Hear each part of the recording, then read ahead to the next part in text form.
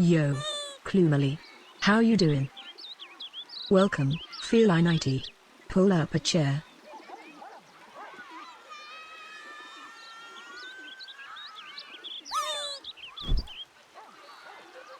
Skulls and Cupcakes is here.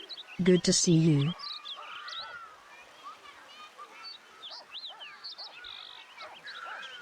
Amazing. Sky944 just subscribed to us for another month. It's a pleasure to see 12 you now.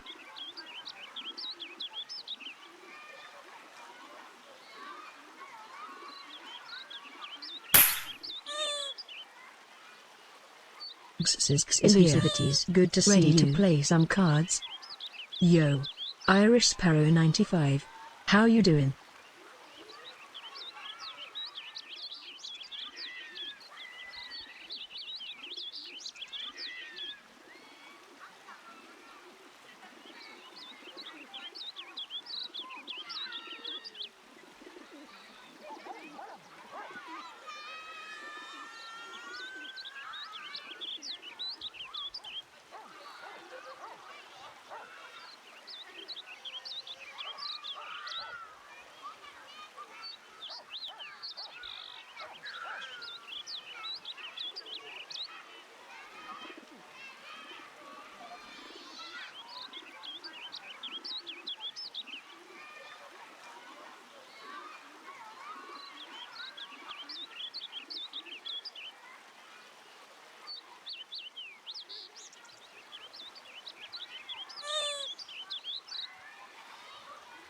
Yay star_87.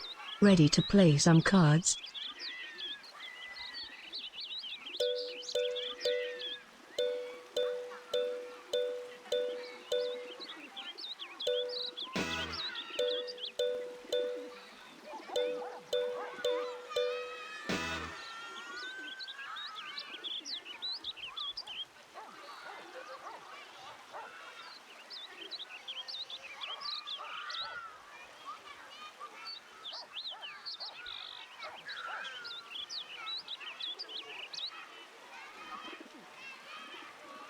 I want you all to know Paz showed up as I hit the go live. I didn't say any words or anything. Paz just hopped on the desk and sat on the desk to look at me right as I went live.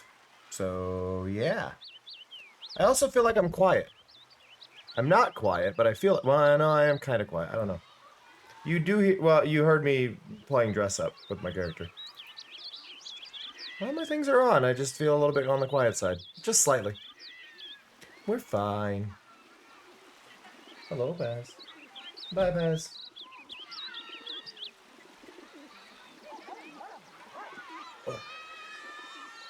No, I'm not quiet, but my volume is lower than I try to get it to be, was my point.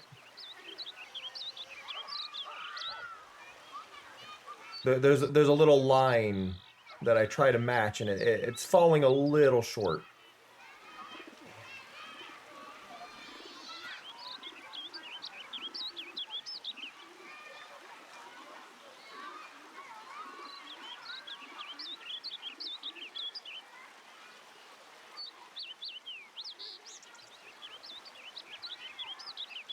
Yeah, I don't know why. I'm just there. Like it's just slight. It's like 5 decibels, but it's enough.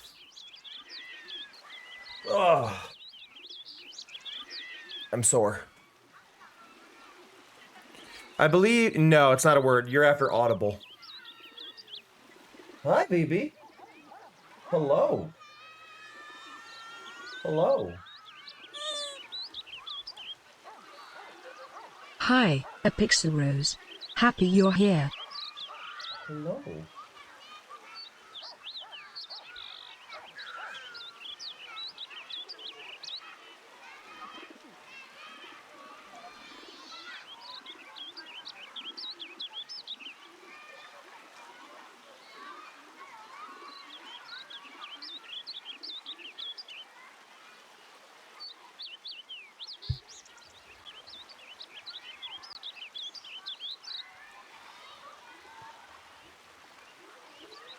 Hi.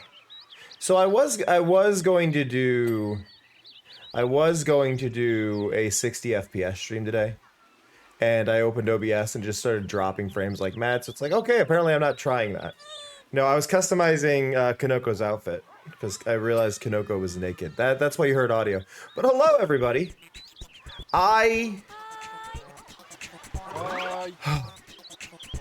don't know. I'm having a weird day, right?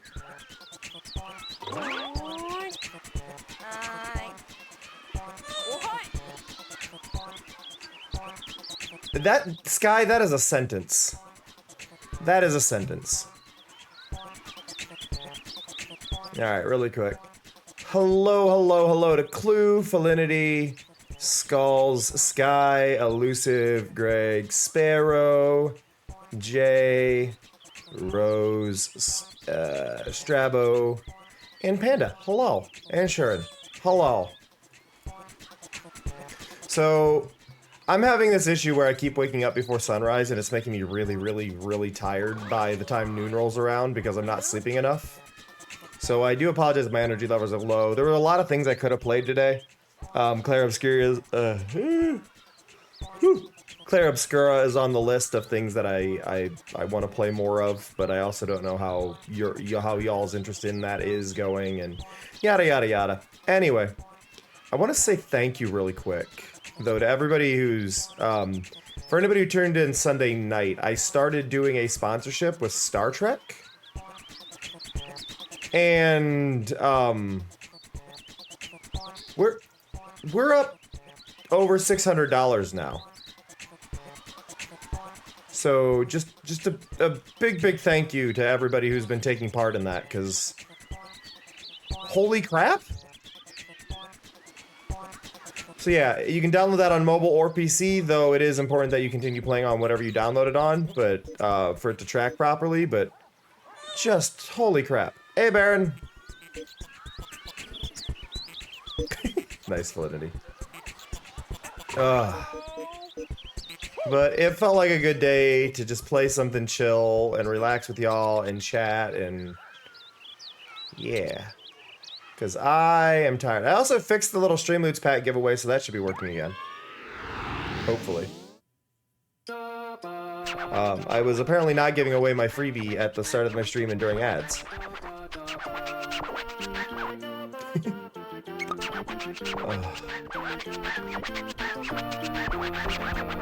I appreciate the lurk.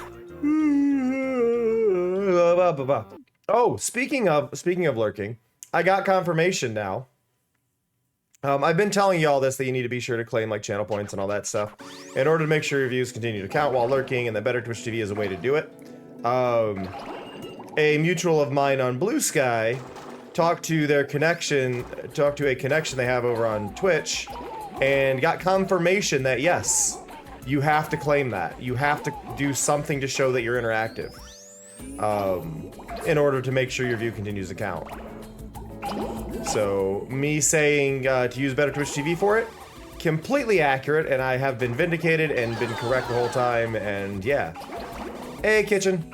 Welcome. Yeah, so if you do not have Better Twitch TV installed, make sure to every once in a while go over and click that little bonus channel point chest, just to make sure your view counts. Okay, so I want to talk about that right there. Right there, you saw me do that little, like, shaky move. And it had the little pop-up on the screen to escape. That's not present in the Katamari Damacy Rolling Live game that came out. That's just not there. You just have to wait out till it drops you, which is weird.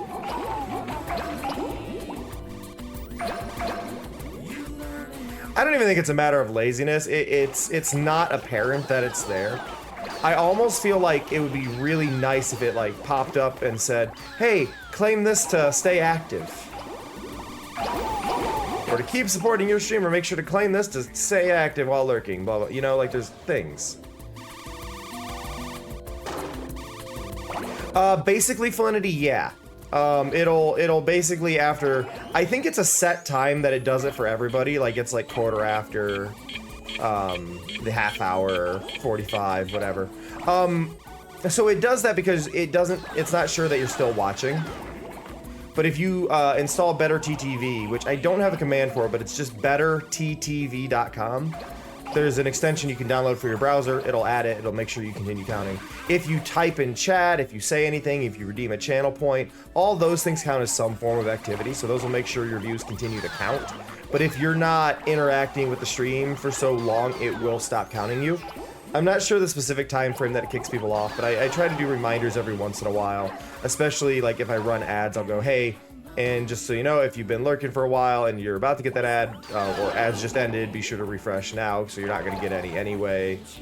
You know, just ways to make sure that you continue counting as a viewer. They do it so your views continue to count, and that the view count is more accurate. And I bring this up as a note. YouTube didn't have this. I think YouTube has fixed this problem, but I'm not 100% on this. But other streaming platforms don't have any failsafe in it, so you end up with a lot of people who just open the stream on like 20 different browsers, and then they gain 20 viewers. This helps stop that. Like, Twitch is the only one that actually gives you accurate numbers. That's why sometimes when you see these, a big example of it was back with YouTube, right?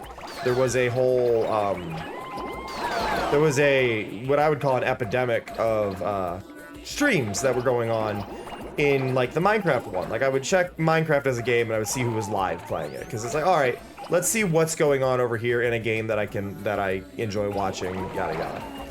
And you would get there and it's just a whole bunch of weird videos that are all like looping for hours, and they all have like 50 viewers. No matter what, they have 50 viewers.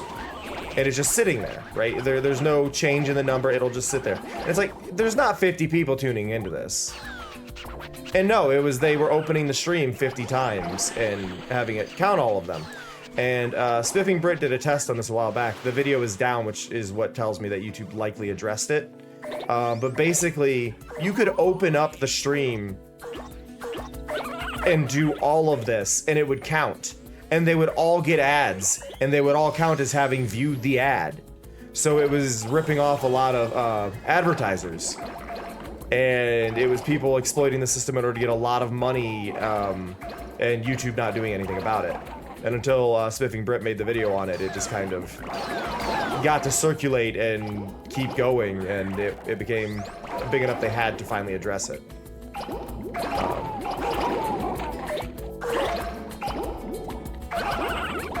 Well, see, and along that note, Felinity, you weren't even allowed to have a YouTube channel then, so there's a lot of reasons that's not okay.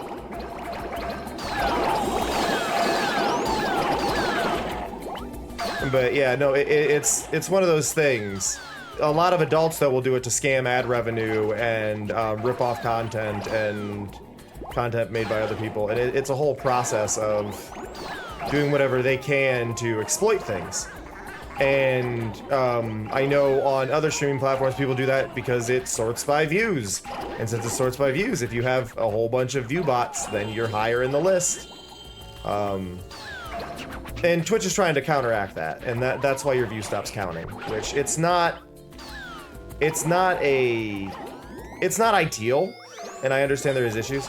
Hey, Inertia, and I understand there are like problems with it and things that there are downsides, right? But I would say the positives, I think, outweigh the negatives on that one, because otherwise you just end up with account after account of view bots, and yeah, it's just not ideal. I've also contemplated co-streaming to YouTube to see how that goes, but I don't really want to risk it. It's a whole mess. Yeah, and it was just me talking about how I was talking about how to make sure your lurk count and why Twitch stops counting lurkers after a certain point is all. It's just a mix of things. Bleh.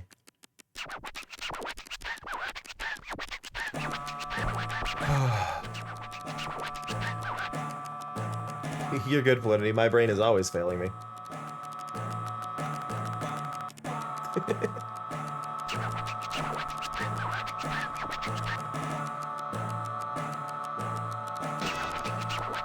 No, you're good, Validity. It could have been worse. You could have talked about fish and whether or not they take cash. But I am exhausted. I got a new update on my I got a new update today on my new PNG tuber base. Got the facial hair and hair separated from the model, so now that'll all be able to wiggle and bounce with the new stuff.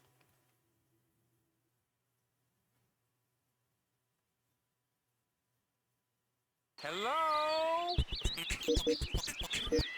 I hate these levels, and I love that I only played them to beat them and never came back. So let's go back into these and suffer together through the levels I only played once. These are probably my least favorite levels in all of Katamari. And there's a lot of ones that I'm not a huge fan of. But the start a fire one is the worst. For those unaware of how this one works is, you have to roll up flammable things in order to keep the Katamari on fire. If the fire goes out, you lose the level. That's the trick here. The problem is, there's water in the middle of the map, and it's very easy to accidentally remove your own path. It is a very, very complicated level.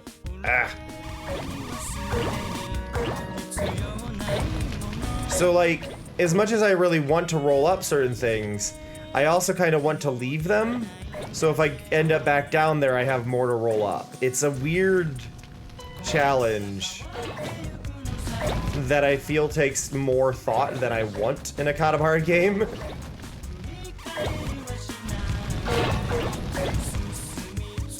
Because it's not something you can just casually play. You have to like actually make conscious decisions the whole level. Which isn't necessarily bad, it's just not what I'm looking for in Katamari, right? So I often try to talk about the lurk number, only because that is the interesting thing that did get confirmed today. But like I can confirm that. Sorry, Lala. I can confirm that 3 of you are not being counted as lurkers. And right as I said that, it did flick over. It updated, and now suddenly more of you are here than there are people lurking. It's weird. Way to edit alt? No, you cannot edit any alt text, sadly. It is people often asking for alt text or the ability to edit alt text at least once. But no, sadly there is not a way to edit alt text on Blue Sky. I'm guessing you saw my post talking about alt text and you're wondering if you could add it to previous art posts you've done. That's my guess. Yeah, sadly, not an option. Just something to be aware of for the future.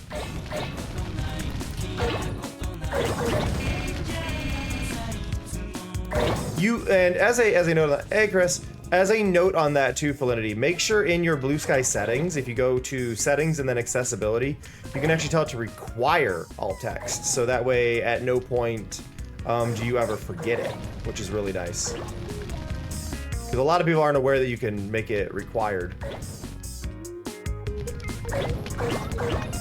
Which is a lovely, lovely feature. And basically it'll yell at you until you add it on your posts. Boop, boop, boop, boop, boop.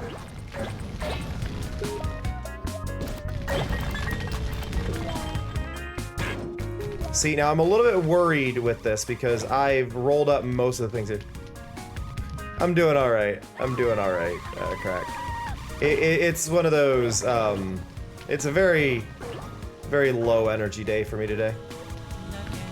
It is my favorite game. It is my favorite game series. This isn't my favorite game of it. But it is my favorite game series. This is definitely up there in my favorites, but not my favorite one. Well, thank you for doing it, Felinity.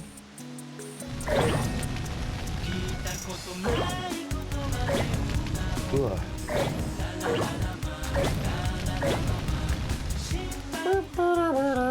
Ah! Now, Kinoko is originally here in this little section. I don't think it's on this level, though. But dancing with the old people. No, it is, because they got mushroom hats.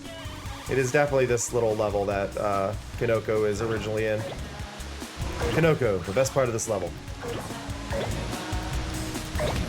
Oh. I have this, like, pressure behind my eyes that has been driving me absolutely bonkers lately.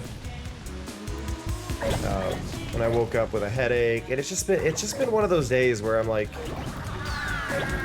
I am so exhausted.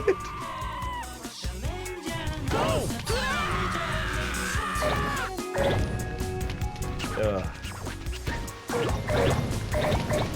Playing this is making me want to learn some game design stuff even more, though.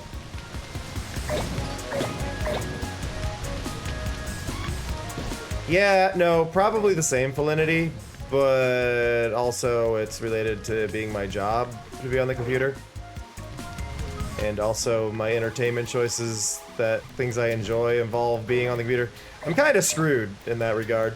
Everything I love is digital. Okay, I've got 30 seconds.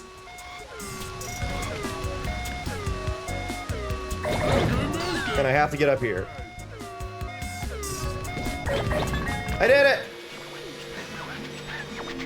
Woo! No, okay. So things that have been stressing me out. My neck has been killing me for like the last 4 days. I slept wrong and I've had a very sore neck for the last couple of days, right? And, which is understandable. Everybody's had neck pain at some point. The thing that's killing me right now is yesterday, I decided to get up and grab some food, and I made food. It was in the microwave heating up, whatever. Sat down, and I get up to go grab my food when it beeps, and my foot's asleep.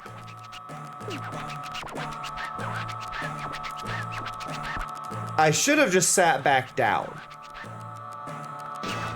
Like, logically, I should have just sat back down and waited. There was no rush. I didn't need to hurry. But I'm like, I've done this before. I'll just put most of my weight on my left leg and kind of slide around. Well, I guess in doing so, fully unaware, I basically bruised my ankle on the foot that was asleep. So, my ankle is killing me right now on that side. Like, it is in pain, it is sore, it is not ideal. And it has been driving me nuts for like the past, I guess I woke up at 6. So for 6 hours, it's been killing me. And it's just the most like, it's one of those, it's my fault. It's fully my fault. And I am aware it is my fault. And I think that's the worst part of it. It's like this, I did this to myself. I hate it. And I should feel bad. Yeah, it's totally I did this to myself. Yeah, it's just been one of those weeks. And then like my USB issue happened on Sunday during the Fortnite morning stream that we did, which actually went really well for a Fortnite stream. Those don't usually do that great, so I was really grateful for everybody that came out to that. But like I just lost 2 frames. I don't know why. I don't know what caused me to drop 2 frames. I'm wondering if my power supply is fucking up, but I really don't have a clue what the actual source of this issue is. But, like, I don't know what's causing it. Come on, everybody! It was a good clip. I didn't know they went in stages, so the fact that the connection issues happen in stages made that clip so much funnier. I also have no idea why I said magic. Larmouth clipped it there. I don't know what made me say magic, but it worked very well as a clip timing. Magic! Oh god!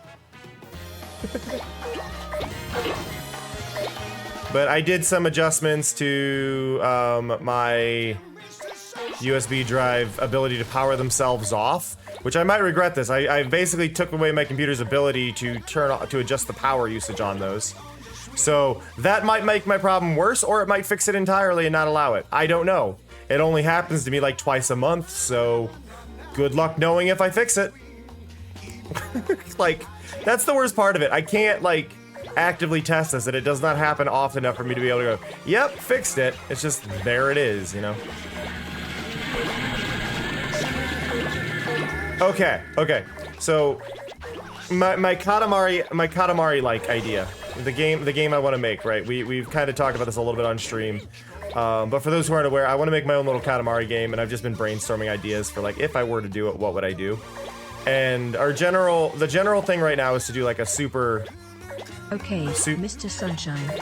Na na na na na na na na. Katamari Damacy. Beautiful, Mari. Beautiful. The general concept, though, that we've talked about possibly doing for it would be like a set of like terrariums, right? Like levels that are just in like little terrariums. So we kind of do power washing meets Katamari Damacy. You drive like a little rover around or a little street sweeper, and you just basically clean the inside of the terrarium, collect moss, that kind of thing, right? It's not meant to have like a challenge or anything to it. It's not meant for complexity, blah blah blah.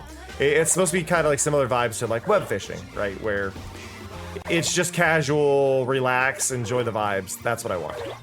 This is Katamari, Felinity. This game is Katamari. It is a game in which you roll around a ball and you pick up things, and that's generally it. It's inspired by dung beetles. The original concept is inspired by dung beetles and how they push around their own poop and collect it and basically condense it, and that's it. No, so this is Katamari though. This is the goal of it.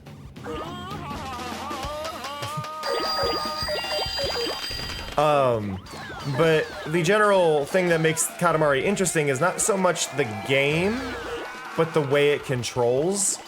So while it is cool to roll up things, all that stuff, it's not the vital part. The important part of Katamari is basically, the best way I can show this is if I push forward both analog sticks, I go this way, right? You're seeing me go forward.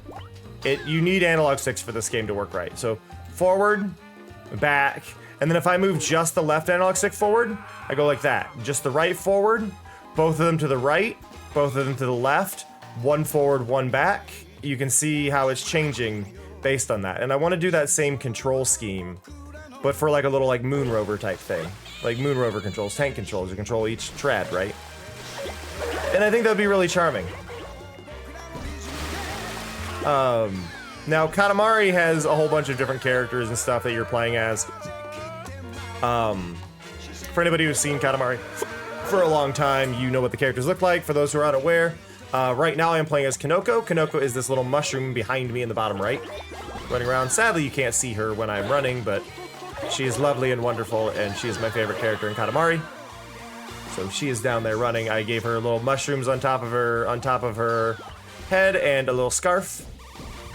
But generally speaking, that's kind of that aesthetic. They don't hold the ball up, they're pushing it. You can actually see in their little animation, she's putting her arms forward. She's actually pushing the Katamari.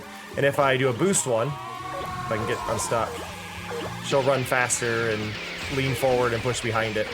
Basically, they push the ball. Like, that's the whole idea, is they're pushing this ball around. They're super tiny. If you actually, you can't see her now, but back on the last size, there was a very tiny character. You could actually see her pushing it. As I get further in this level, you'll actually see some of them just chilling on the map. Some of the cousins. The characters are called cousins in this, just to be clear on this for those who are unaware. I think there might be one. No, Lucha's not here. Is Lucha above me? Lucha might be. Yeah, Lucha's up here. So I can show you one in a second. Lucha's up here in this little wrestling ring. There's Lucha. Lucha's up there on top of the sumo wrestlers.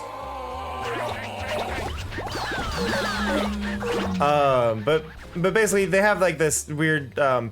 A lot of them have like a pill box kind of, or a pill-shaped head.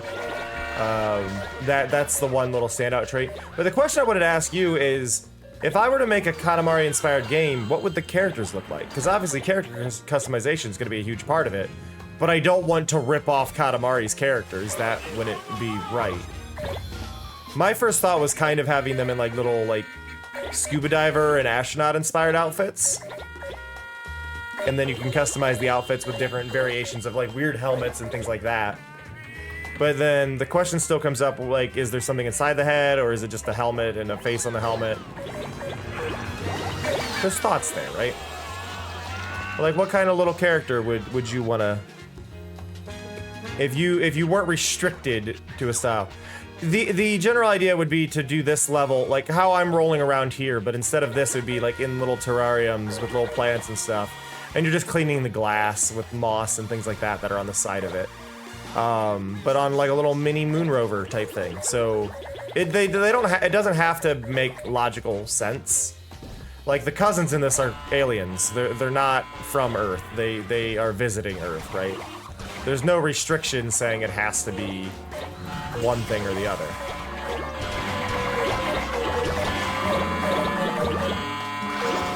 I flipped so many buses and collected none. I was at just the wrong size. Yeah, I think it's an interesting like concept, but there would need to be just a helmet you never seen inside. Yeah, I mean that is entirely possible. Like just having the helmet and then no ever seeing the face inside. Your cousins had it coming, Neku. Just saying. Hey, Neku.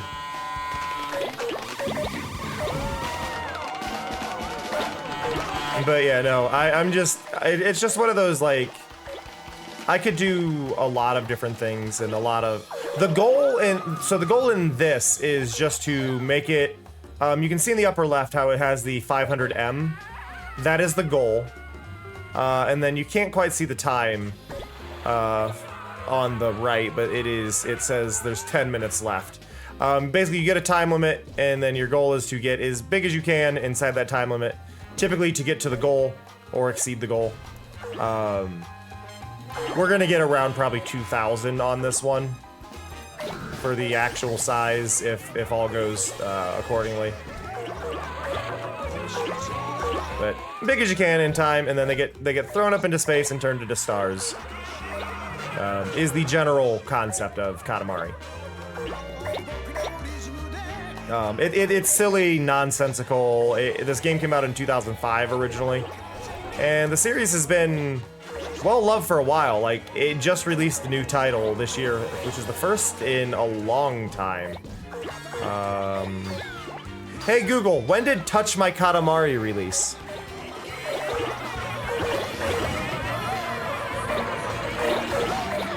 So yeah, it had been 14 years since the last Katamari entry. So quite a while. But Katamari Damacy released in 2005, 2006. I think 2007 had the PSP release. And then there was also a 360 release that I think was the same year, maybe the year after. And then the PS3 later got its own release.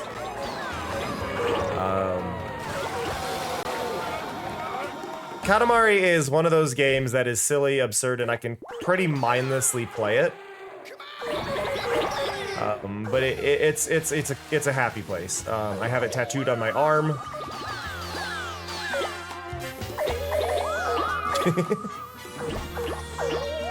I was thinking about it, like if I were to do more, because the original idea back before everything went awry was to eventually get a full sleeve of gaming tattoos, and my brain has more recently gone, do I still do gaming tattoos, or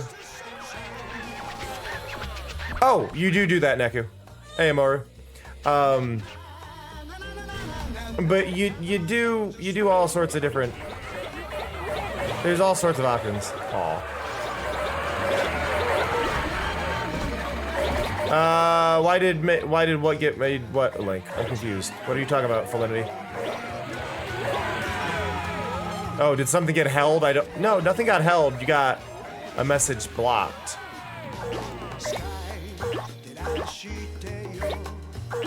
I don't know what you said.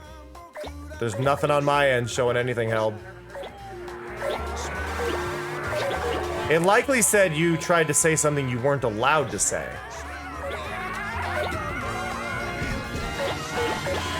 Like that wasn't a link or anything. You got a full-on restricted term for some reason. Yeah, so the cousins have the ability to roll up planets and stick them together. Oh, yeah, IO game, yeah. Whole IO was based on this, definitely. Well, a Katamari is a magical ball. Typically, the magical ball in Katamari for the planet level is a moon.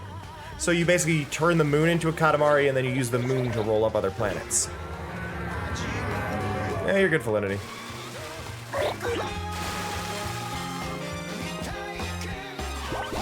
But no, but I wanna do this idea of like a Katamari game that doesn't have a time limit. So it'd be based on the eternal mode, right? It would be based on the whole like, there's no time limit, you're not in a rush. But rather than it actually getting bigger, you would not be getting bigger. You would just be collecting resources, and maybe you have an inventory that can fill up, right? Like maybe you could have like, oh, your storage is only this high, so you got to go back and you could eventually buy more storage, right? But kind of treat it like an incremental, but there's not really a need to get past a certain point. Like get more storage, get more fuel for your vehicle, buy cosmetics. Buy different cosmetics for you, for your vehicle, whatever. They're called incremental games, Solidity. Tycoon is a branch of incremental, but Tycoon typically is running a business branch of it. But yeah, they're called incrementals.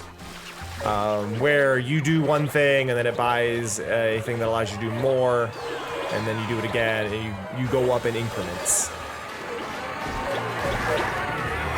But Tycoon is when your goal is to specifically gain money or a currency to run said business, which is why it's called a Tycoon.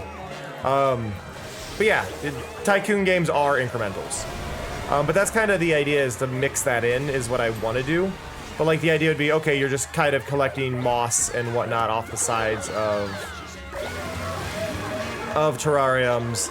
And you collect so much, and then you can use that currency that you collect as the moss to buy upgrades, to upgrade your vehicle, to get like a better tank where you can hold more, maybe a faster motor on it, things like that, or maybe just like a wider scoop on it, and just kind of casually do better is what I want.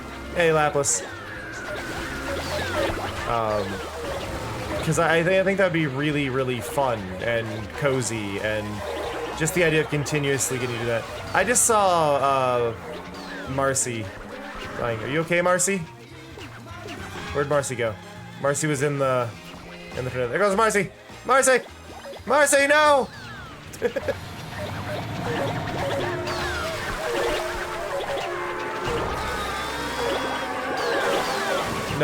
No, Marcy is one of the cousins, and she's going to be right about here. Right there. That's Marcy. Got her.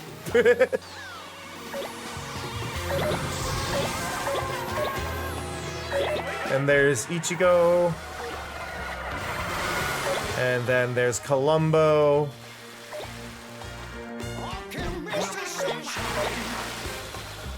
No, Felinity, my cats are all... Oh, and there's Daisy. My cats... No, not Strawberry from Bleach.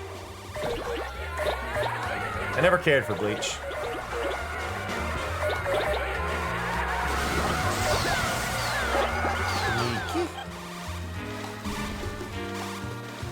I see Odeon. Thank you! Oh god, Odeon's on top of me. Oh, sorry. Signolo, and that's Fumin. I always get Fumin and Huey mixed up. They're very similar. Fumin is a U shape. Fu Yu, and then Huey is a Y, which ends in a Y. I keep dropping everything.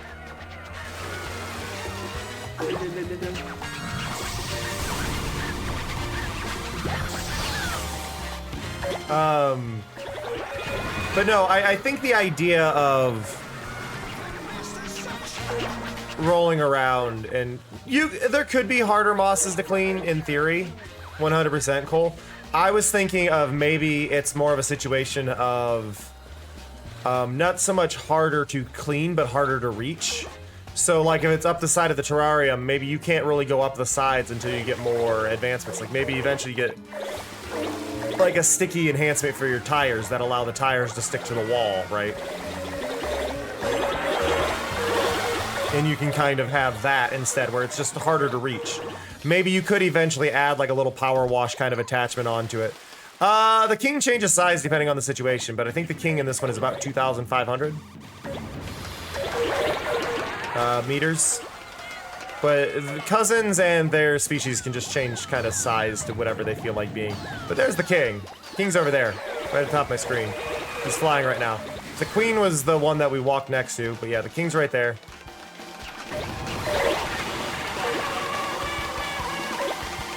But yeah, generally speaking, the king is quite big.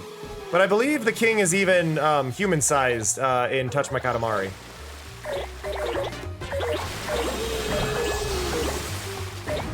But yeah, I think there's a lot of like little ways. There's a lot of like little way. Like I mean, the king growing up was normal human child size, and his dad was normal human adult size. Like it just kind of depended on the situation itself, right?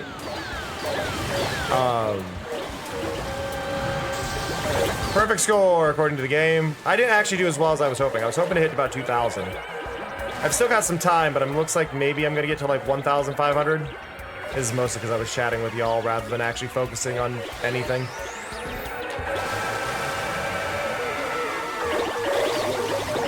But like, I want to have this concept of just rolling around the Katamari, right? And except you're not rolling around the Katamari, you're driving the little thing, and you're just collecting into like a little tank. And then you slowly fill up the tank. You get, sorry, I had a hard spot on my, hard spot of skin by my nail. It was bugging me. But you basically get this whole idea of like filling the tank. You hold more of the moss, you spend the moss, and you just have this gameplay loop, right? Which is the same as web fishing. You catch fish, and then you can screw around if you want to. But you just have this idea of there's no requirement to do this or that or whatever, right? And that's what I want. I want this like idea of a Katamari, but multiplayer, and just everybody kind of going around to clean. And I think with the moss, what would be fun is you kind of put it on like a half-hour timer for the moss when it's collected to just slowly reappear where you collected it. So you would go, ow, hey possum. You would just go around and then, oh, you've collected it, go to the next one, go to the next area, collect more, and then it just slowly comes back, and you can basically just do this endless cycle of doing more. The king can be whatever size he wants. He can also resize the Katamari, so it's kind of a whole mix of things. But I will show you. I said you could roll up planets, and I'm gonna go. Where's our sundog? Sundog. Sundog. Sundog? Sundog.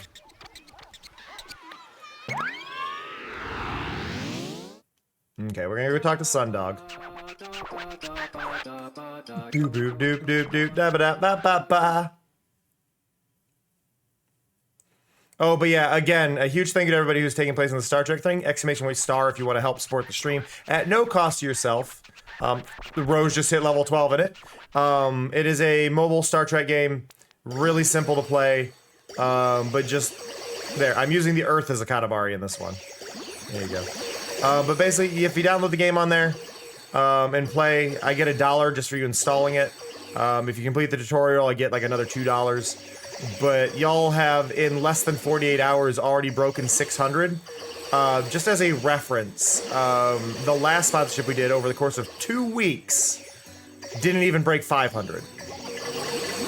So y'all are destroying this one. Yeah, it's a mobile game, or desktop game. You can pick whichever one you want to download there from that link. If you click the link on mobile, you can download the mobile one. If you click on a desktop, you get the desktop one. Most of it, honestly, Clue, is going to be held back for taxes. That's where a lot of it goes.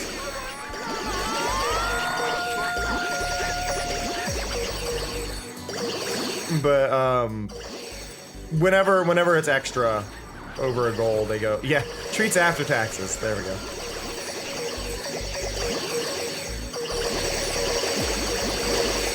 But yeah, no, I'm really hoping my brain stabilizes a bit better because I have a lot of projects I need to do. I still haven't designed my outfit for my new PNG tuber. Myra is working on the base design of it. And like everything that'd be under the clothes, and then Myra's also going to design or draw the base outfit, but I haven't sketched it up yet, so that's on me, right? And if it accesses your Twitch account, it can confirm your username basically, Felinity. You can do it anonymously, but linking it to your Twitch allows it to tell me like, hey, here's an alert that so-and-so just reached this goal. It's just to say who did it. You can do it anonymously if you want. It doesn't have to have it. But it's for sake of, like, tracking. Like, hey, you beat the goal. Good job. I can see on the screen, like how it just said that Rose reached level 12. That's all it's after is your username. It doesn't grab anything else.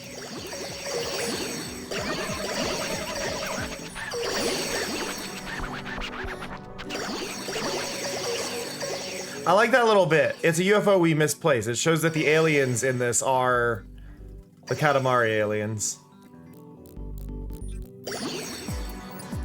But like this level is exactly what the terrarium thing I'm talking about would be. We're inside of a giant sphere right now, rolling around on the outer edge.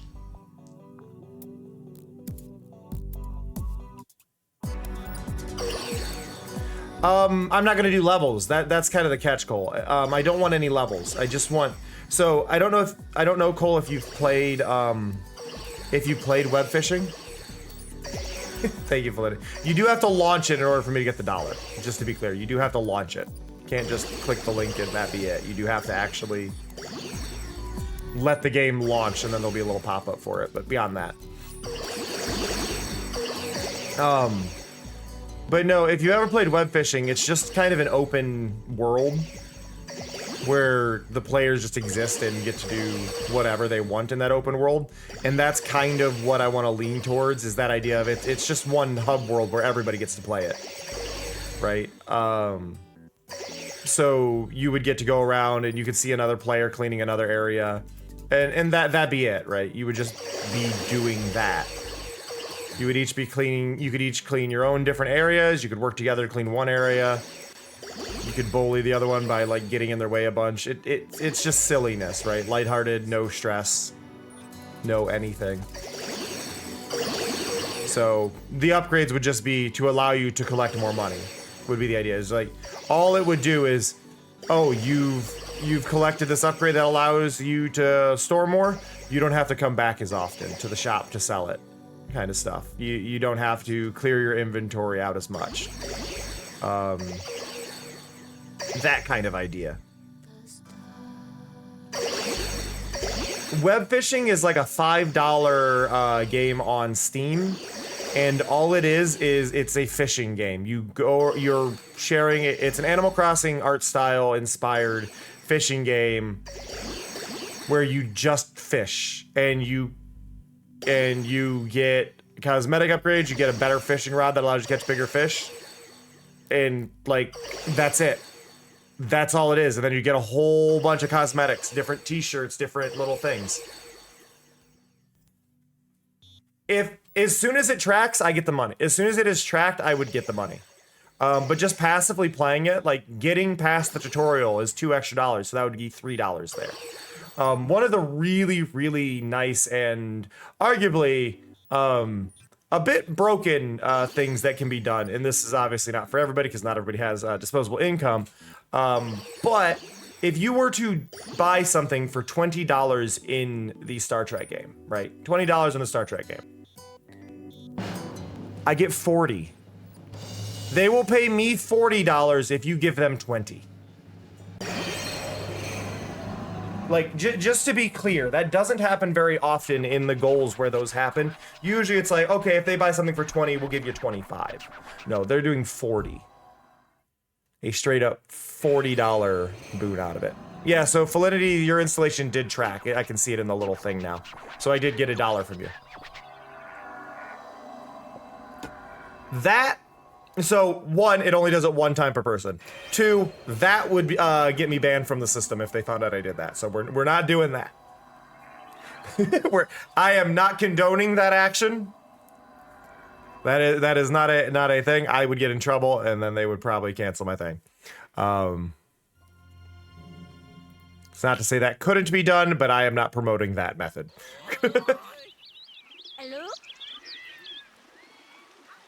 Also, I see Kaira installed the game as well. Thank you so much, Kay, for that. I do appreciate it. But like just on that, because we were at 600 and 600 Do you and. think Cam needs another look for this game? Ever the fashion-forward furry. We were at 607 when the stream started, right?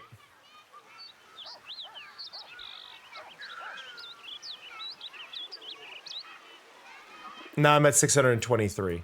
I still have the game open. Yeah, unexpected server error occurred, so it is probably the server went down. I have it open in the background. One of my favorite things with Kanoko is, like, you see how they all sit down? If I sit here with Kanoko, give it a second.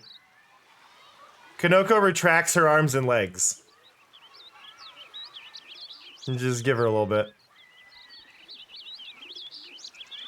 Because she's just a mushroom. Yay! Thank you, Cole, for installing the game. But yeah, we did a stream of it just the other day, right? And nothing too special about it. I don't know why Kanoko doesn't want to do it. I'm gonna switch really quick, and then we're gonna do like this, and then we're gonna see if Kanoko does it on her own. But no, it's just a good, like, the Star Trek game is pretty forgettable. Like, I'm going to uninstall it after the event. I'm gonna uninstall it if I reach the goals, right? It's a really basic mobile city builder. We've all seen a bunch of city builders. They're whatever. Kanoko, why won't you fall? Sit.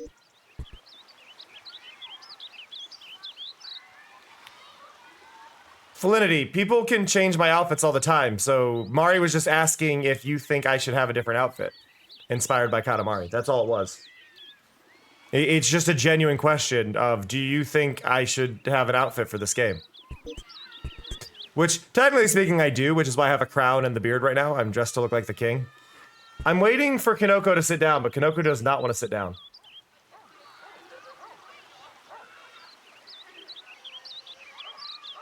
I'm gonna dance over there. Come on. Kanoko, right here. Sit. Sit. Right now, as I did say, Cole, I think the servers are down. Right now, the servers are just broken, so you may have to wait a little bit.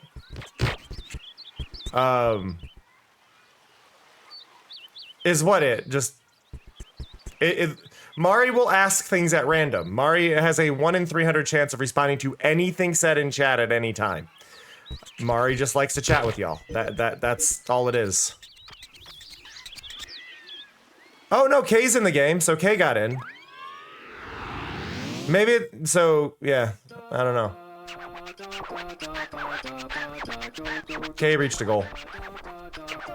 I was indeed a puppet.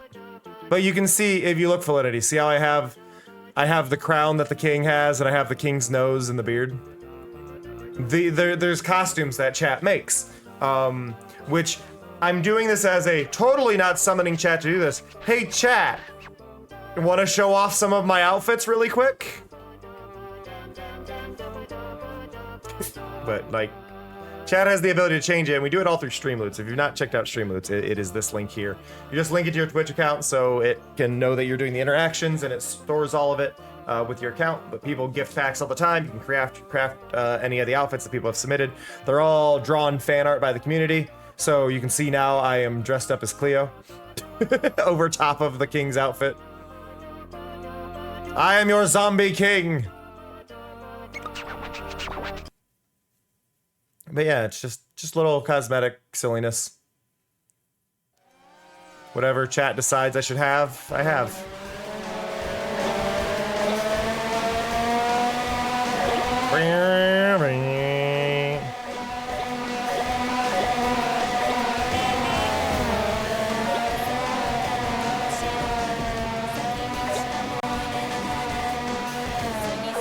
But yeah, there's just a bunch of like little silly cosmetics, and the community has the ability to make them, and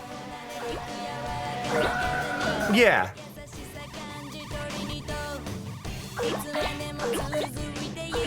Amusingly, Ellie and I both did them on our own without like without really, before Ellie and I were friends.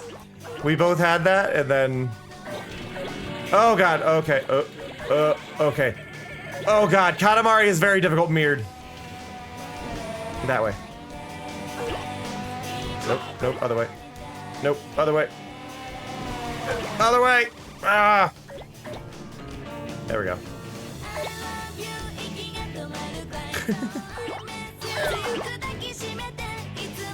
Not quite there yet. So, the trick with this level is the Katamari cannot stop. This is me holding backwards. The Katamari cannot stop in this level.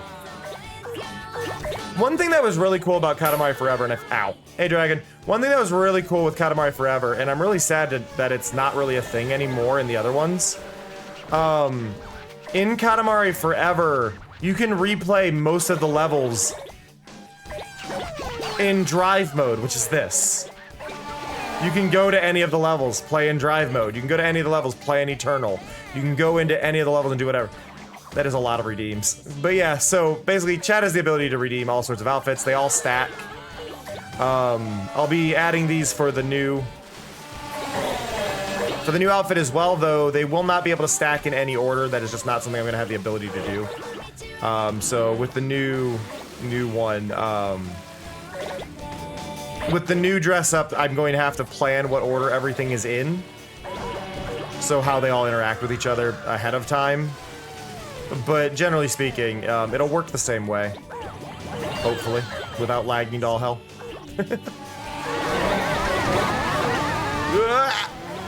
Yeah, y'all will be able to draw outfits just like you can now for this one. You'll all be able to draw outfits for the new model and everything. None of that's changing. The only difference is they'll actually be animated now in the new one and cooler.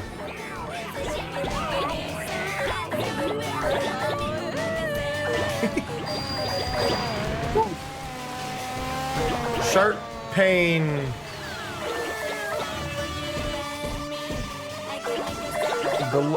Below my right ear. Ow. Sorry, I've been dealing with headaches and whatnot like the last 2 days. I'm pretty sure it's because while I was dealing with my depression being very spiked, I wasn't drinking enough water. Mainly because I was sleeping most of the time. Right? Because depression can't get you when you're not awake. So my sleep is screwy. Good to know, Clue. It is interesting though because some people are clearly able to access the game right now. Because like K leveled up, so it's good though that they're working on figuring out what the issue is.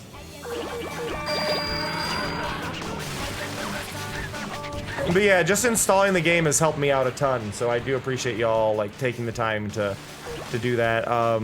We do in my Discord. There is a tag you can apply for, which is sponsorship updates, where I talk about all the information. I've also got like what server you need to swap to if you want to join the alliance we have on the server, what the alliance is, all that stuff. I think it's US 704 is the server we're on. So once you get to a certain point in your settings, you can swap your server once.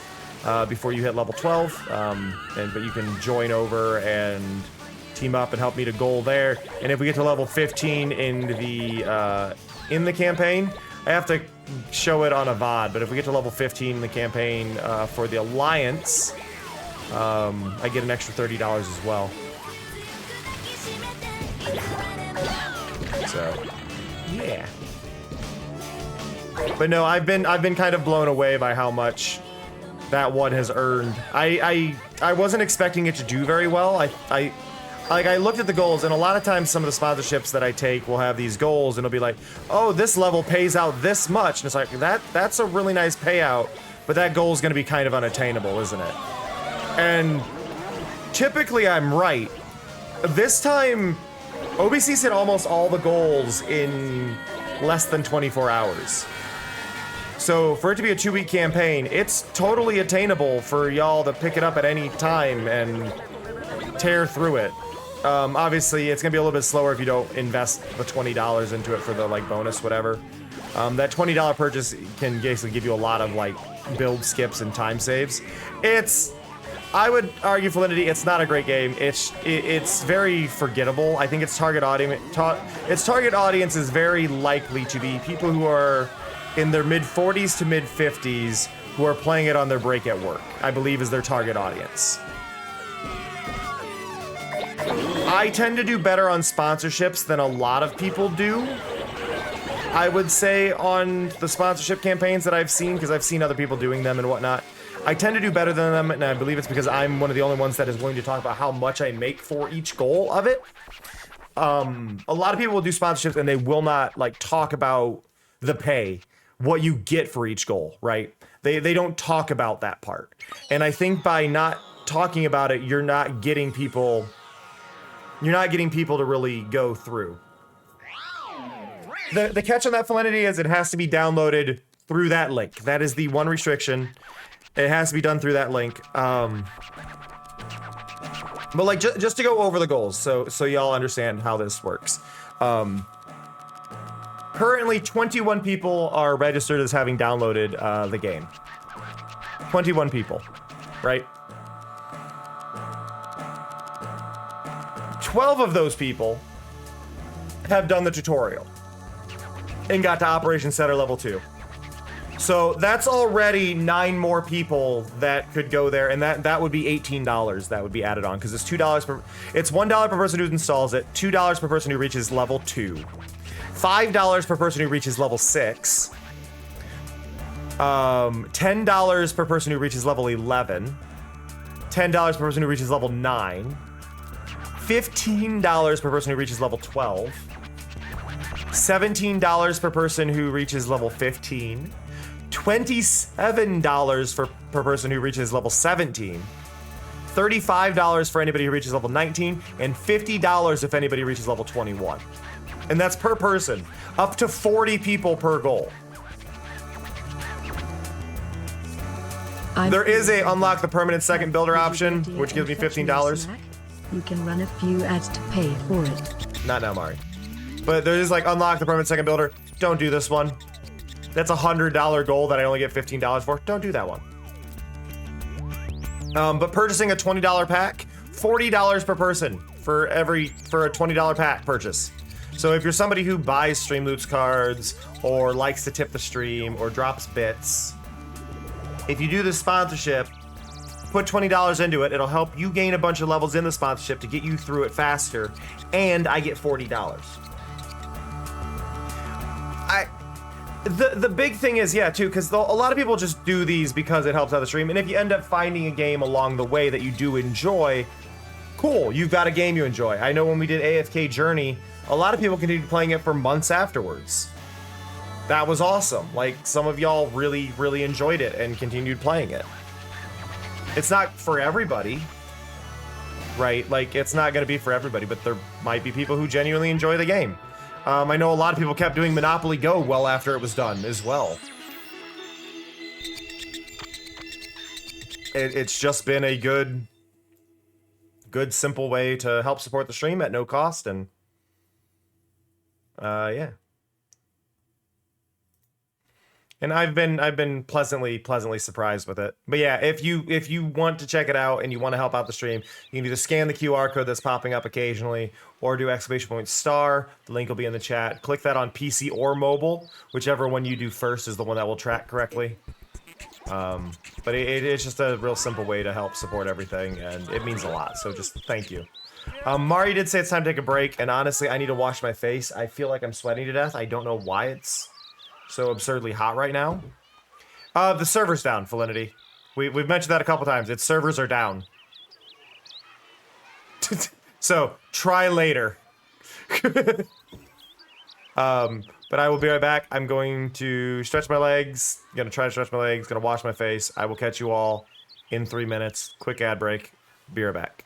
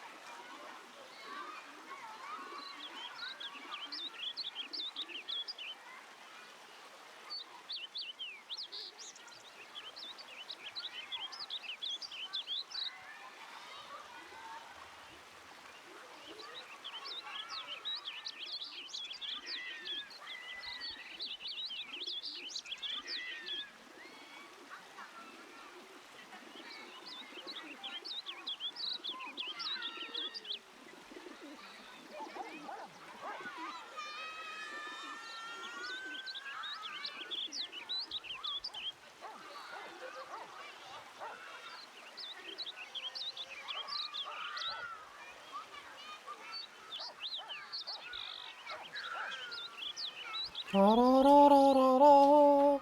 Da da da da da.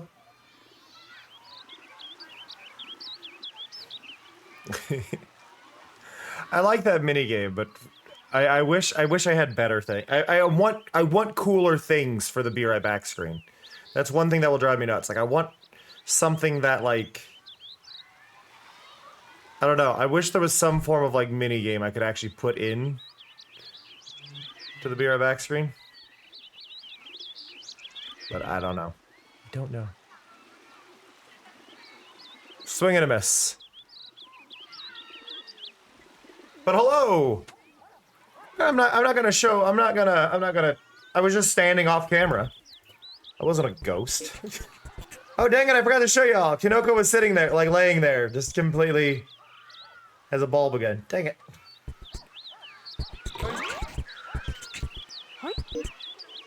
Nah, sure, let's terrorize the kids.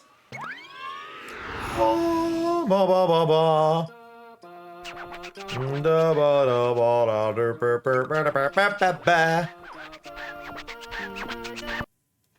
What, terrorizing children? It's fun. We're gonna go into their school and we're gonna roll up everything, including the kids.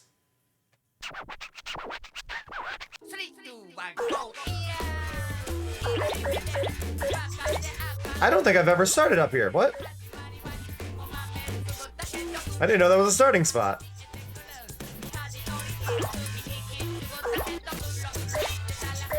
Go.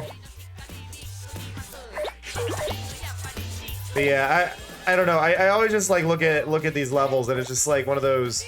I would love the ability to just like have a Katamari style game that's just multiplayer and no real goals. Not necessarily getting bigger, but still capturing that vibe of it. So I think like the idea of like combining Katamari with Power Wash and web fishing would be like the perfect vibe. So that's my like thought on it, is I just want that. I want that comfort. I want that chill, relaxing thing. The one thing that really makes Katamari is the music, though, so I'd have to reach out to people. But if I do see myself at being at a good point, like, I could reach out to Ellie, for sure. But I could get, like, a mix of artists. But I feel like Ellie would be a main one. And I don't know if he'd do it, but I would try to reach out to C4. Who knows? Maybe C418 would actually want to be a part of it. I don't know what he might charge or anything like that, though, because obviously that would be a thing to consider on it. Maybe he'd only want maybe he'd only want a cut. I don't know. I don't know how that all works. It's not my domain. But I don't know. Could be fun, but I actually have to make the game first, so none of it really matters until then, right? Like, who cares if I theorize if there's no actual game, right, to back it?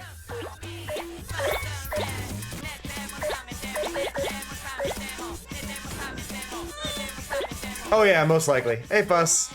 I have a feeling, yes, he would be interested in the project, but that is still work, and I obviously don't want to be trying to request work for free from somebody, especially somebody who is in the literal Library of Congress for music, you know? Like, there are moments where you go,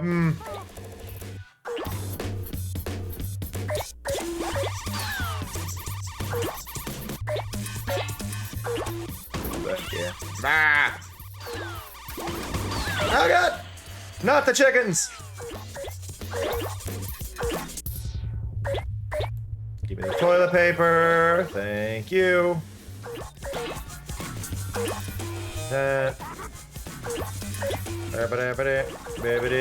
Don't mind me. I'm not looking.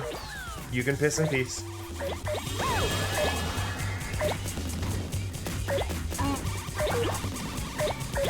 Good way to look at it, Cole. Good way to look at it. But yeah, that is the thing. Like, I would absolutely love to make a full-on.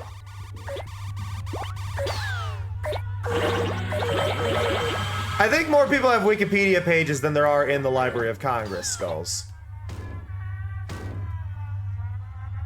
Like, I think you've got that backwards as a thing.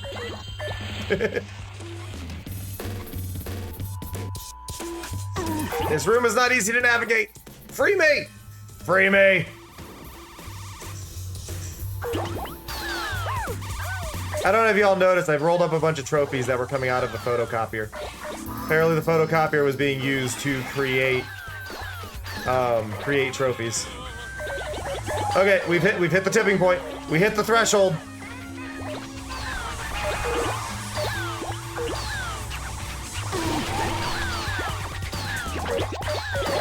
Let's go.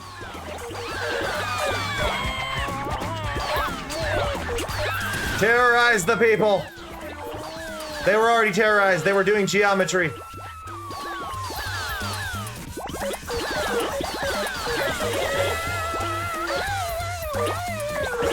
From what I was understanding with the Library of Congress, it's a lot like if you're a writer, you get in the Library of Congress really easily.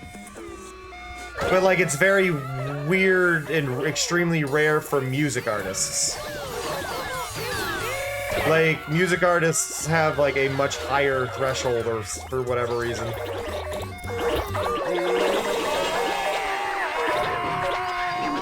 Because there's only two people in the Library of Congress for music, and it's Koji Kondo, or at least specifically video game music. It's Koji Kondo and C418. I believe are the only two, which is really cool though. Can you imagine going, yeah, I share a space with Koji Kondo when you're talking about your music abilities? For those who don't know who Koji Kondo is, Koji Kondo did the Mario Brothers theme song.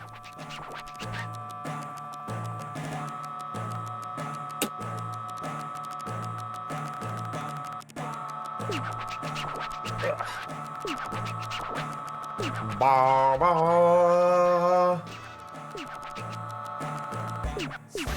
My back itches. I need a new back scratcher. I don't know where my old ones went, but I really need a new back scratcher. My back's so itchy. It's so itchy.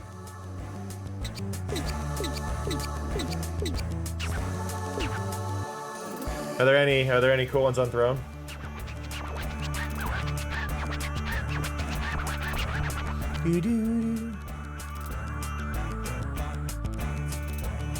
Oh yeah, the cats are absolutely obsessed with the back scratchers, so it is very probable they took them.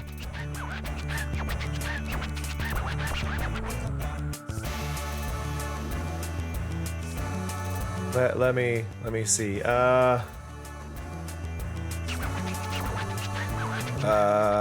Gift store. I'm searching Throne really quick. Back scratcher.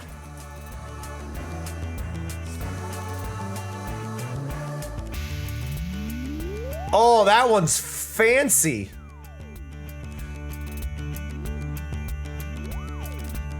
There's a really fancy back scratcher here.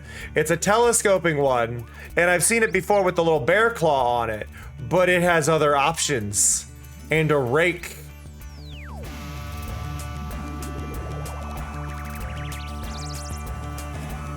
What are these variants?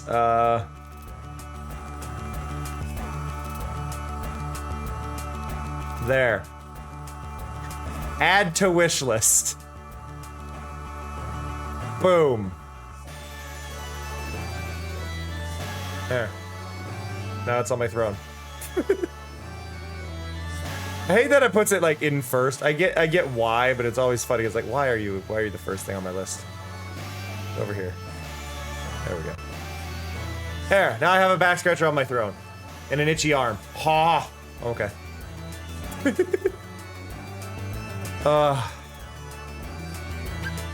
Turn that into dust. I'm out of practice. So, for those who are new to Katamari, and for those who are Katamari veterans, a fun fact for y'all. I've never beat this game. I've played this game a long time. A long time. It again came out in 2006. I've played this game a lot. It is one of my favorite game series of all time. I've never beat this game. And if you want to know why, it's because of this flower right here. This flower right here. This flower is a level that you only get after collecting 100% of everything else. This is the final level of the game.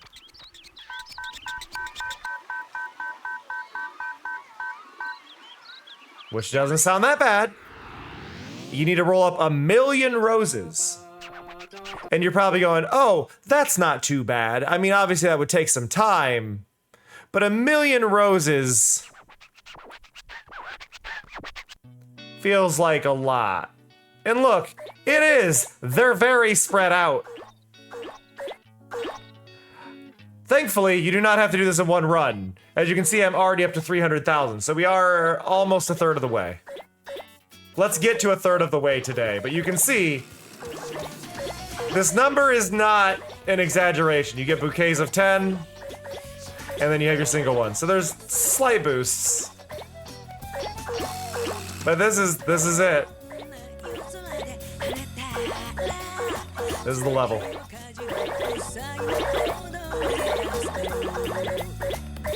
But generally speaking, this level is the vibe I want for my game, except it would be more of like cleaning stuff off of a surface. Yeah, just gotta eventually get 1,000,000. There's no obstacles, there's no problems, it's just this. And it's a good meditative thing, it takes time. It's just a patience thing.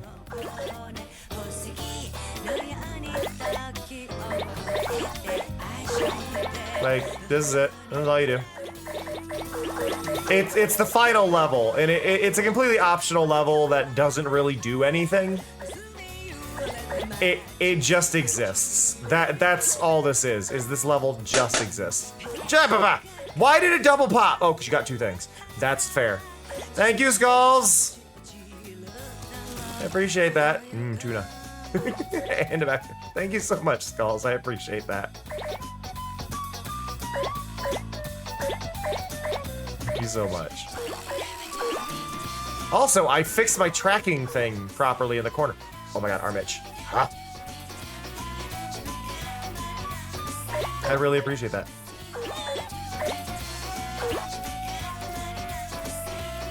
Oh, I'm sorry, Cole. Well, no, I only got one back scratcher. I got one back scratcher and a bunch of tuna. Because tuna. So, what I tend to use the tuna for, there's a mix. Sometimes I'll just have, like, tuna salad. Because that's a quick, easy snack. And healthy snack. Oh. Did I see that number correctly?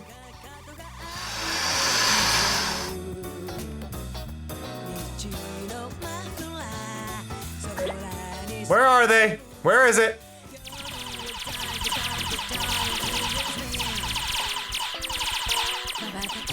Our hype balloon record was 3,122. Just provided beat it his time with a tier 1 gift sub.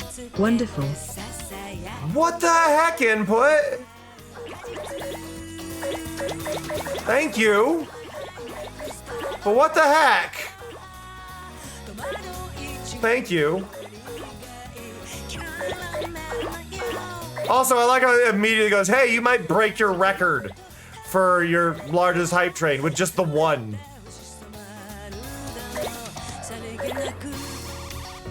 Yeah, I don't know why I got the 0-month resub thing. I don't know why that's in there. Why is that in there? I don't know. I'm not gonna bother. I'm not gonna bother till that's more understood of why that's in there. Thank you so much, input. That really means a lot. You've legitimately made me a bit speechless on that one. But thank you so much. I really do appreciate that. For those who don't know what's going on with the balloons on the screen, I do hype trains a little bit differently here. Don't know what that means, Larmouth. Oh, thank you, Fuss. So, I do hype trains a little bit differently here. They are called hype balloons. And basically the way they work here is that during the hype train, you are able to, for a single channel point, redeem hype balloons. Those balloons can then... There's a little gold tape on the little hype train. I've never seen that before. But basically you can redeem them for a single channel point, and each one causes a little balloon to float in front of my game. The record on is 3,112. The catch here, though, and why we probably won't hit that this time, is because input dropped them as 50. And because of that, it jumped past the eight levels very quickly. But generally, the way you want it to work is that one level will happen in the hype balloon, and then people will try, and then before that one ends, people can try and bump the level up to keep the chance going to redeem more, and to redeem more, and redeem more. And it's a silly way to make the streams interactive, give you something silly to do during them. It's a good way to waste away a handful of channel points. Usually people only can really get away with like 300 channel points in that time period. It's a little bit faster if you're on mobile, but it's a cool, silly thing. But thank you so much, input. That is so many. I appreciate you a lot. Thank you for being a part of this community for as long as you have. And yeah, that is the goal. I've just never seen that little tape on there. That's a new little thing. I don't know. If I click over there, can I see what the old goal was? I can see what it takes to get to the next level. Oh, there's different emotes now for getting to certain levels as well. Oh god. Thank you for the bits, Cole. I didn't know there was a new Pog emote you get if the hype train gets to level 50. If it gets to level 50, you get an animated Pog emote.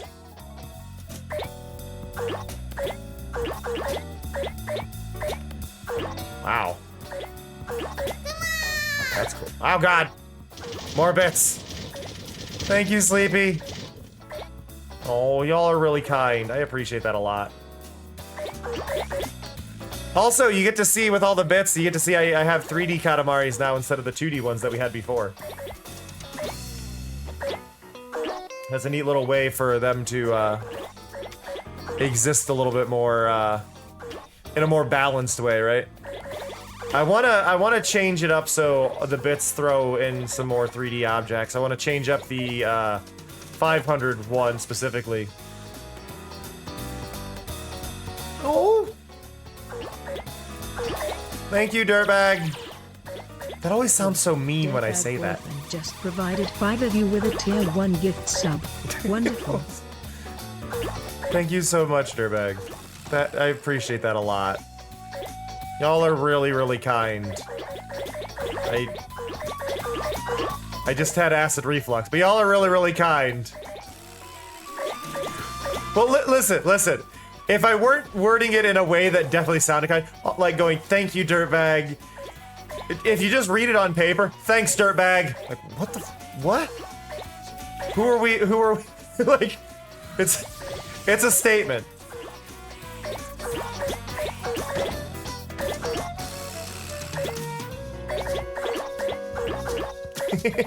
Appreciate that, Neku. So, as a little statement, for those who don't know who Dirtbag is and correct me if I'm wrong here.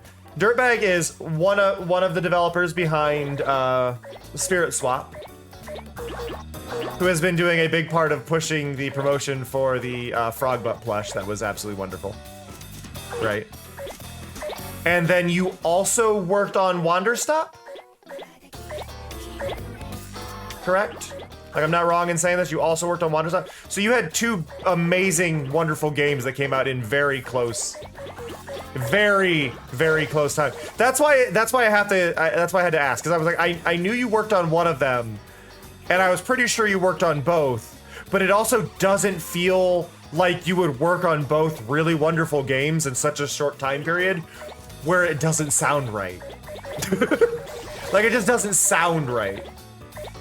I'm pretty sure that's right.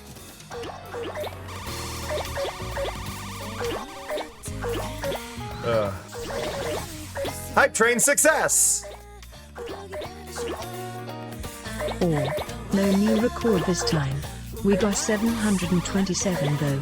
And I think that fell like 1% short of beating the all-time record. Thank you, everybody, for being part of that. What does Ops Manager mean? I'm assuming that's Operations Manager, but what does that entail? Out of curiosity, because just like making sure everybody gets everything communicated properly, like you're the in-between? Or... I don't know what Operations Manager means in this sense. Assuming that's even Operations Manager and not like... I can't think of anything that else would fit in there.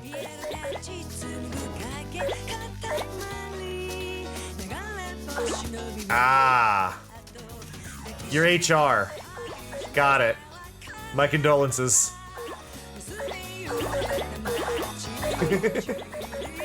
Well, your first description was HR. There's more to it than just HR. But the first part was HR. Oh, I need to sit up straight. Posture. Posture! Right, exactly. HR! If it was something we didn't despise.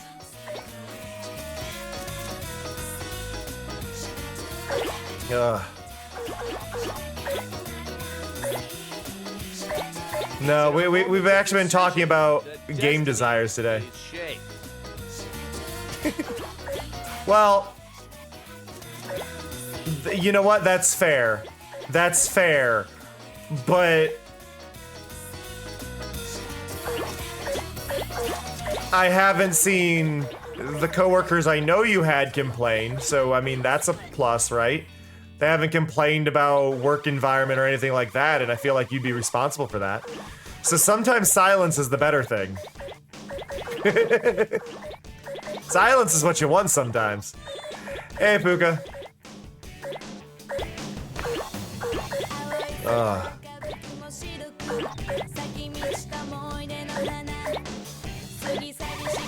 No, we've been spending today talking about mainly relaxing and whatnot, but also we were talking about a game I want to make.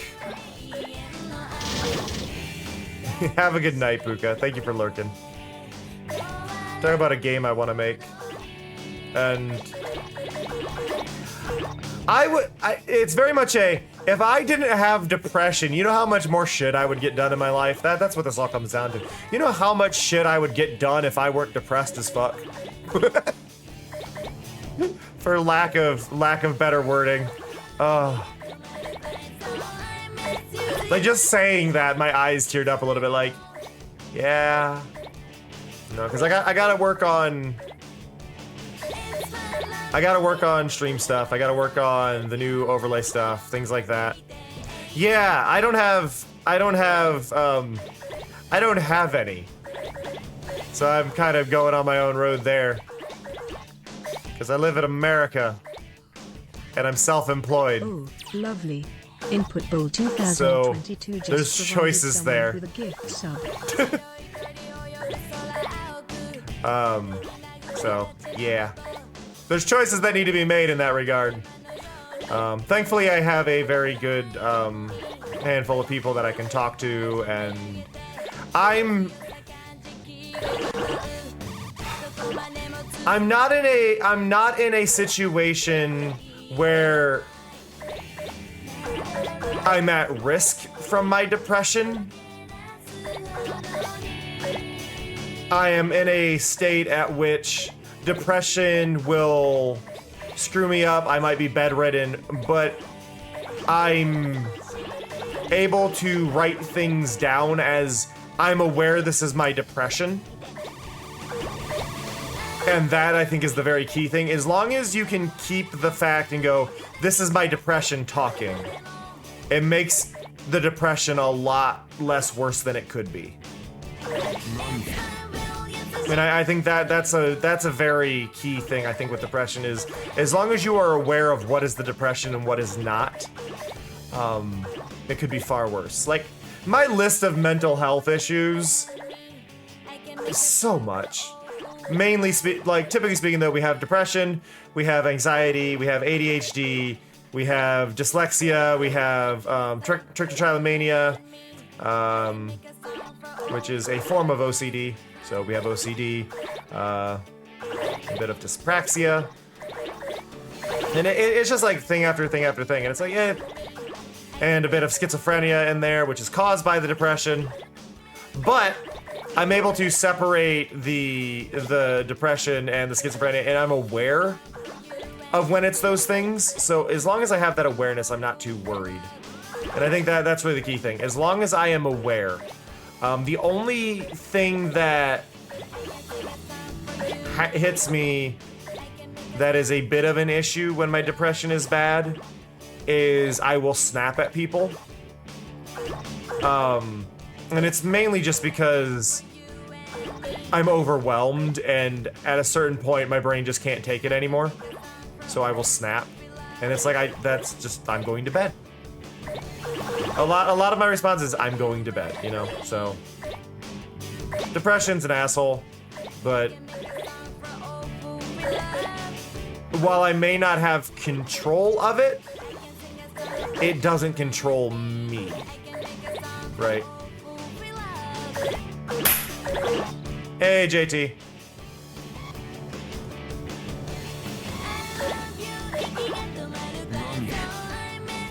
Yeah, it's still very much a problem. It inhibits my ability to get stuff done. It stops me from focusing on the work that I want to get done. It is a lot of issues in its own right. It's a lot of problems that keep me from getting things done. Thankfully, the creative ideas still flow. I just sadly don't have the ability or energy or anything to get them done. Like, my desire to make a Katamari like is extremely high. And I will do it. Hey, Lilac, how's it going? Yep, exactly, Amaru. But I have this idea for a Katamari like, right? And we were talking about it at the beginning of the screen.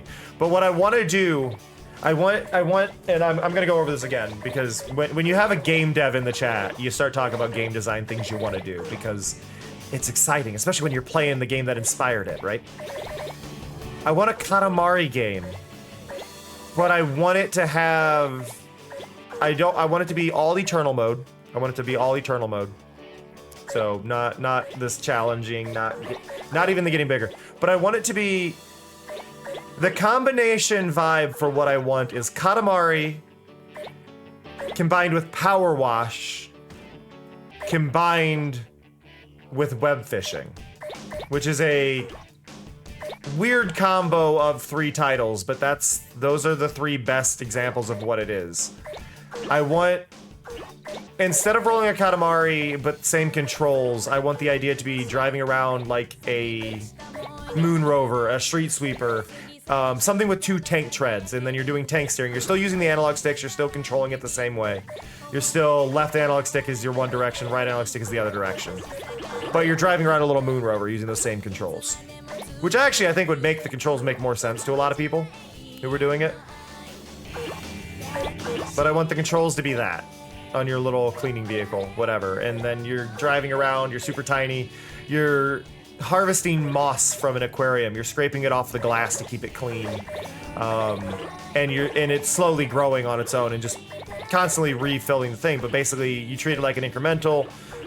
You collect the moss, you sell the moss, you use the moss you sold to buy inventory expansions. You use it to buy like cosmetic upgrades for your little Moon Rover or for your character's outfit. Stick like little just weird cosmetic choices, and that's it. I love it. Of course you do, Mari. It's moss. But like, just the general idea of just having that, and then being in a co-op open world where other players can also just be around and also collecting. And I was thinking about it, like, just like brainstorming while I was just talking about this, because originally I was just thinking just have them permanently on the Moon Rover type thing, right? But what if you could hop off the Moon Rover and just walk around? You can't clean much like that. It'd be super slow, but you could just walk around and maybe you could harvest like little flowers as like little collectibles maybe. Or you could find seeds and plant them in a certain little garden maybe while you're doing it. But just anything to kind of collect resources and get cosmetics, and you just keep going. But then the idea of just being able to play with, like, just casually play with your friends, not having an end goal other than just collecting and doing it, and like having like it all slowly regrow after it's cleaned, and not really having that set thing in mind, I feel like would just be this wonderful experience. I don't know. I don't see, the only thing I see with it being an issue is, and I think this is an issue just where we talk about like gaming as a whole, is how long would that last? Obviously, because unless you're doing like local connections only, right? Right, exactly. You wonder about the longevity of that as a title, right? Because obviously, like, web fishing is pretty much dead, but it also wasn't designed to last. I would love for it to be a thing that exists and then gets updates with new maps occasionally, and here's an expansion here, here's a bunch of music, here's a music DLC that adds like 10 new tracks or whatever. Like, I feel like there would just be a lot of fun there, right? I don't know what Zima Blue is, Larmith. You mentioned it, but I don't know what it is. What is Zima Blue? I know what a pool Roomba is. Zima Blue, I'm Googling. Love, Death, and Robots? I've not watched Love, Death, and Robots, so that might be a problem there. Apparently JT thinks sex and death are the same thing. I have concerns, JT. Do we need to call a medical professional?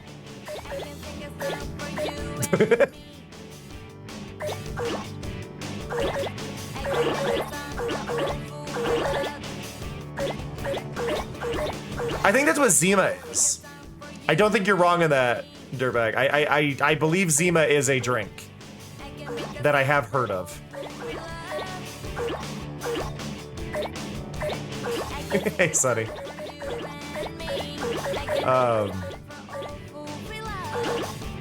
But yeah, no, I feel like there's a lot that could be done with a very cozy Katamari thing. The actual inspiration for me wanting to do that, for those who are unaware, I got the idea for it watching and reading through what is essentially lost media stuff for Katamari Damacy Online, which was a mobile game that was launched in Korea that I never got to play. I never got to play it because obviously Korean mobile game, but I was looking up what I could find of it, and there's like all these screenshots and there's a couple little clips of it. Hey, Pika. And it was just really cool to kind of look through those bits and see this whole multiplayer aspect of it. Like, it was designed around having like hub worlds and things like that. I'm like, well, what if you had a Katamari game? What would you want for a hub world? And obviously there's kind of this line of, well, we don't want to be too close to being Katamari because that's lawsuit haven because it's Bandai. You don't mess with Bandai's IPs because they're not happy about it. Bandai is not one you can get close with. But there's like no Katamari likes. I can think of 2 Katamari likes, and that is it. There are 2 Katamari likes in the entire existence of Katamari that I can think of. One is The Wonderful End of the World, which is by Dejaban Games, which is an indie title, and that came out in 2009? No, before 2009. I want to say 2009, but I think it was even earlier than that. They went on to do for the Awesome and Drunken Robot Pornography with Alchemy Labs, who went on to do Cosmodius High and Job Simulator and stuff like that, right? Yeah, it's also not cool to rip off an IP, but there's also like love letters, which Wonderful End of the World was 100% a love letter, trying to see if they could make a Katamari game. But that was Dejaban Games that did that one, and then the other one is Tornado something. I never remember. Tornado something, but it was a 360 game and a Wii game where you played as a tornado and you had to capture buildings to keep the tornado alive. And it as much as it doesn't look like Katamari, it's 100% Katamari, right?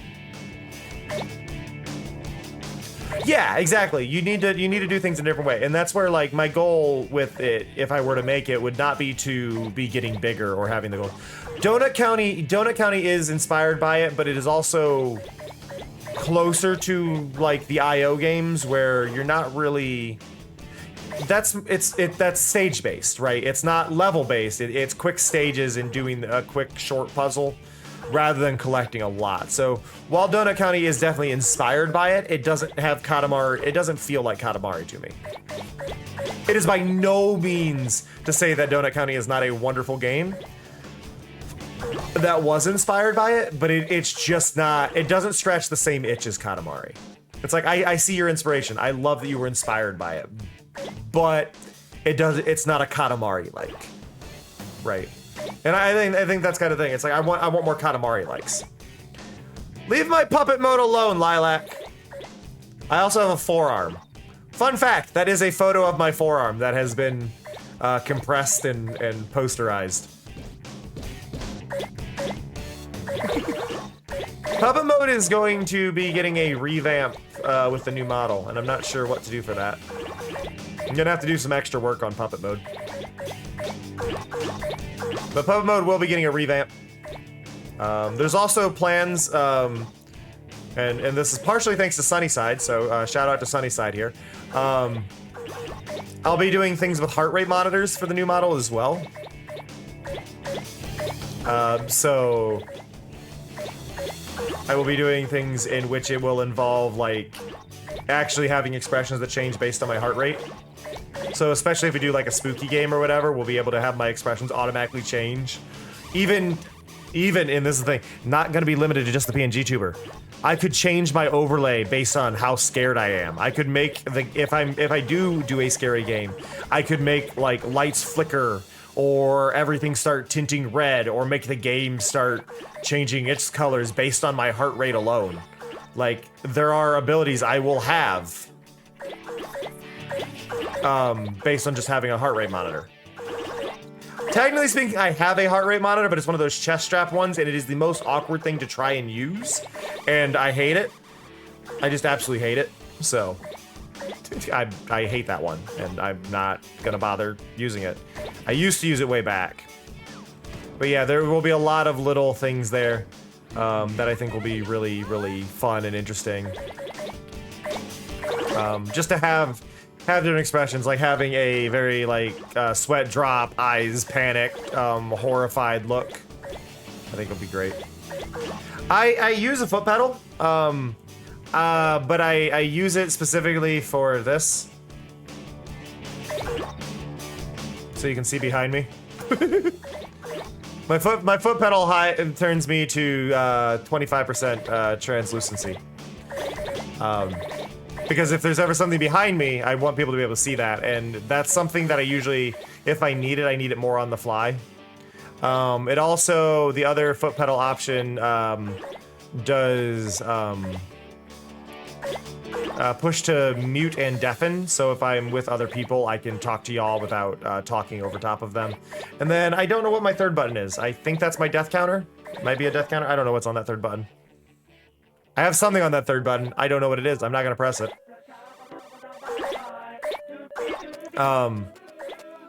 But I'm not very good at... I understand having buttons to change reactions. I'm very bad at doing stuff like that, especially when... Fine. Didn't do anything? Didn't do anything.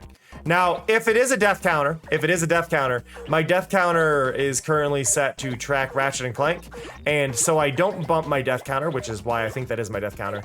That has a verification in it that looks for the word Ratchet in the game title. If Ratchet is not in the game title, it doesn't trigger. So I believe that is currently tied to my death counter. I try to put a lot of failsafes in my stuff. That is, I'm using the Elgato, I don't remember what the Elgato's foot pedal is called. I'm using the Elgato one. As much as I do love Clank, there are chances of other games, there's more likely to be other games that have Clank in their title, or, I am playing a game in which, Ratchet is in every title, Clank is not in every title. Looking at you, Deadlocked. So I had to kind of narrow it down. Unless I wanted to list every single game. Is it this one, this one, this one? Like, I don't want to do that. So it was just faster for me to go, check name of game. If game contains the name Ratchet, then count it, you know? So it was just a whole mix of things. But I have the Elgato foot pedal because I already have the Elgato Stream Deck, so it just made sense to use that. It also works with Mix It Up really well. Yay for hoodies! I love hoodies. Hoodies are the best. But yeah, I try to make sure... I try with my streams to automate as much as I possibly can. Because I feel like... if I don't automate things, it creates more thresholds. That's why most of my like Streamloops cards are completely automatic. They're independent of me having to do things. Part of that automation allows things to be faster, be more interesting, be more timed, right? Like, so you all doing the redeems, they just happen, right? Gonna try making vanilla cutout cookies. Oh, good luck, Dirtbag. Good luck.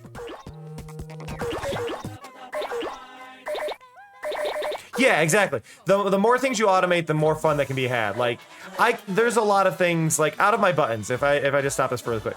I have a Raider shoutout button, so that is direct. I also have, like, a censorship button, which does this immediately. And, I need to adjust this. Because it's also supposed to mute the desktop audio, so I still need to adjust that, and that has not been fixed. Let me check my button. Let me put this in my notes really quick, because I'm realizing this. Sensor needs to mute. But I have a censorship thing that is mainly used for when I'm playing online games. Specifically, its intent was for VR chat. So that way I can do this, and then I can keep doing things, but y'all can't see it, and then you can't hear anything, because VR chat had a lot of problems, which is why that's there. I got this button. This is my throw something at me button.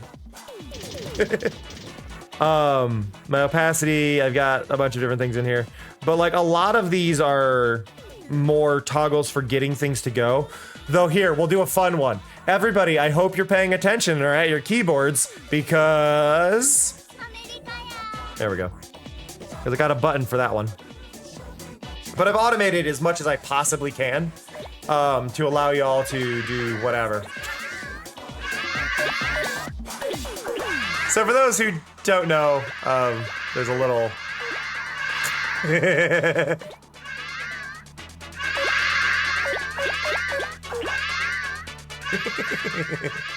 I love that button. It only works till the outfit fades off, so it's stopped. But it's a fun little way that y'all get to kind of be active for a second. Also, hello, Elios? Elios? I hope I'm saying that right. I apologize if I'm not. If you want to correct me on that, please do. But I'm gonna go with Elios.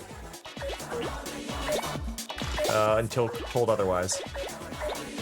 But it's a fun little way to do a little meme. Oh. Dragon Shine. What is your favorite Pokemon? Litten is definitely mine. Litten now, Mari? You went with Litten? Have a good one, Lilac. But yeah, I try to automate as much as I can because I feel like making sure thank you for the check-in.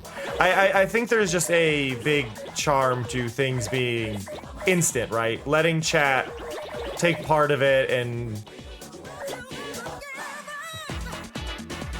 Okay, now I have to ask the question. If Sylveon is your favorite, Shuren, are you trans by any chance?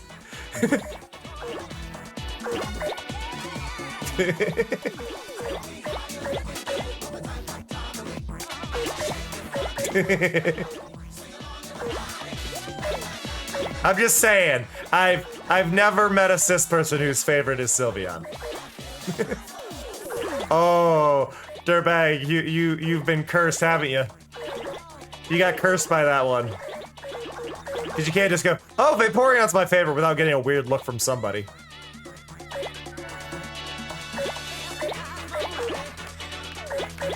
There's that follow-up concern that is always there, though. You go,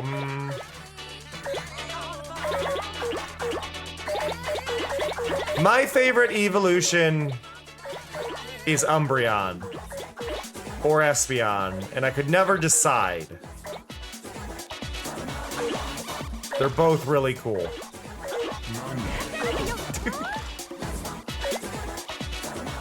Don't you think it's been a while since we told Cameron we love their work? Thank you, Mari. So for anybody who doesn't know, with Mari chiming in there, Mari is a bot that I have pre-worded in a bunch of messages for Mari. Some of them are random, some of them are whatever, right? Some of them have randomized bits. They're all suggested by the community. They're all like suggested statements that the community wanted. I think Mari has like 20 different things in there. A lot of them will be like, it'll, like the Pokemon one. Mari will pick a different Pokemon every time. Mari does not have a specific Pokemon that she picks. She is completely randomized. It's just silliness. It's just Mari doing whatever she wants in that moment. She also has one for Digimon. She has one for your favorite Minecraft block. She has random kind words for follows, but they're all like little randomized things that I've done, and they're a 1 in 300 chance of triggering at any given message that anybody posts. So it's just a neat little way for y'all to have some conversation going on. It gives Mari a little bit of livelihood. Sometimes she'll just compliment y'all. She just kind of does her thing, and I love having that little bit of randomness for her, you know. I think it's a neat little feature of my streams. What are you talking about?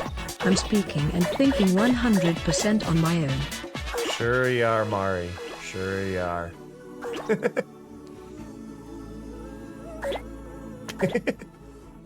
But no, I think it's a lot of fun to have these automated things, and as was said by JT, there's this ability to focus on the stream more, but I think having those things automated allows for random moments, just like Mari doing that. It creates a conversation. It gives people something to talk about out of nowhere, right?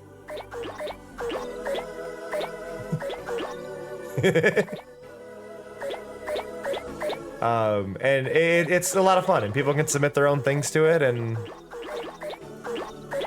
Oh, I just had an idea. What if I had Mari, hold up fan art that y'all have submitted, like, as a random thing? Like, Mari might just go, hey, have you seen this, fan art by so-and-so? And it'll just pop up on screen. I'm gonna put that in my ideas for Cameron thing. Ideas for Cameron. Let's see. Other. Mari comment on someone's fan art and showing the crowd. There we go. Idea.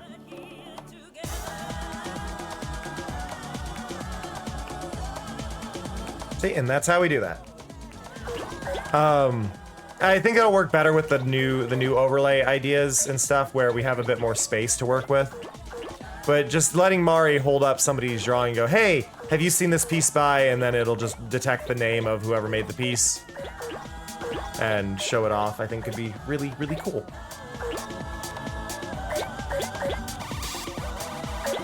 And yeah.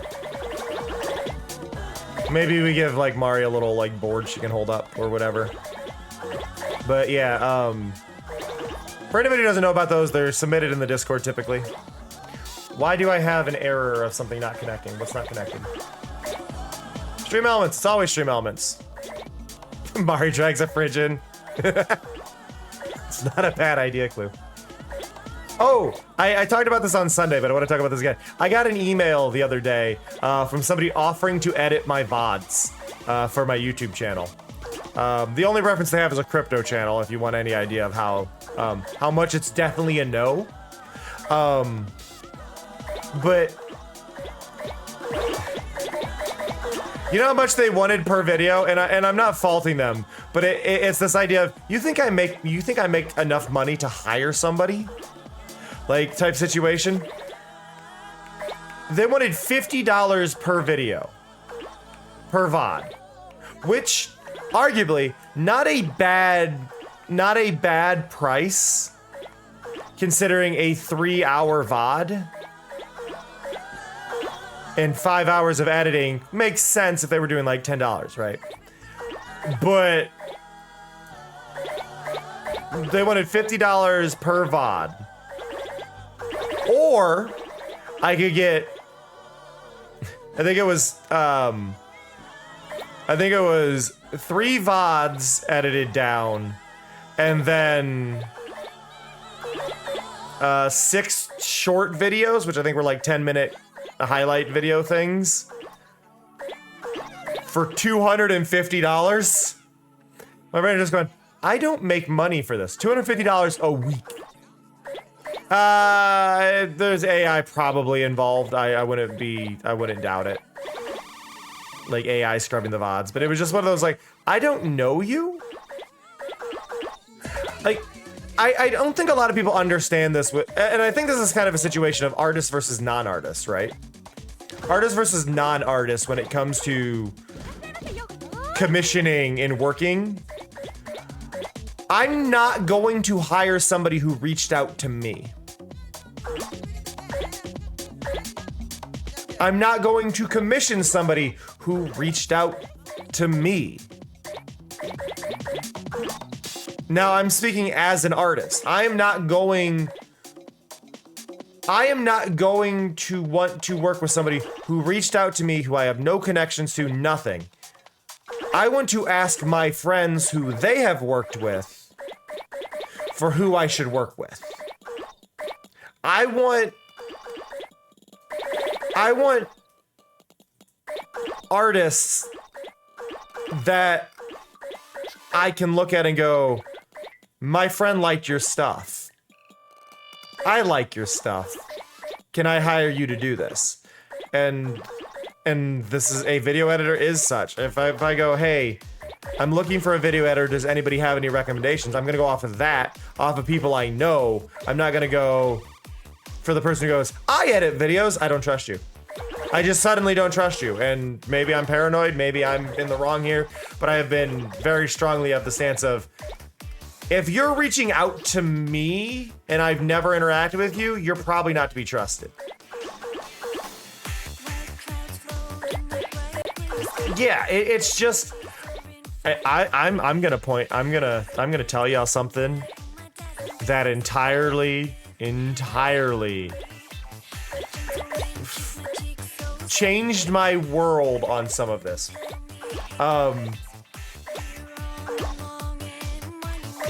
Commission bots aren't always bots. I found one that was they appeared to be probably about 14 years old trying to sell their art online. And they were responding to anybody's commission post with a thing. And I just straight up made a comment going, I just kind of replied because I looked at it and I go, are you a real person? I go, yeah, why? Why would you think that? It's like, because the only people who talk like this are bots. And people just block you on site. They're not gonna work with you for doing this. They literally thought that the bots and the way that bots were commenting on posts advertising this stuff was the way to do it. Because they see it so often. Not realizing they were not real. That just... And it put me in the spot of... Oh no. We've reached that point. We have reached the point where people cannot tell bot interaction from human. And it's weird because it's like, no, bot interaction, no matter how quote unquote good these bots get, these AIs, these fakes get, they're very clearly bots because they don't understand social cues. That's the difference. That is the difference, right? It is the difference because bots don't understand social cues. If you tell somebody to fuck off, a bot will reply again. A human will not. If you cold call somebody and they say fuck off, that's the end of it. What? My back suddenly itches really bad. Oh my god. Okay, I'm okay. I'm fine. But no, like, and it may not be a bot. It might be an asshole who would respond, right? There's this entire possibility that it's an asshole. But if somebody tells you to fuck off, I wasn't talking to you, go away. I also... That's why a lot of... I've seen posts recently where people will go... I'm looking to commission someone for XYZ, and they'll use a lot of keywords in their thing. But then the attached image will say, if you're a real artist, do not respond to this. I'm blocking everybody who tries to sell me something.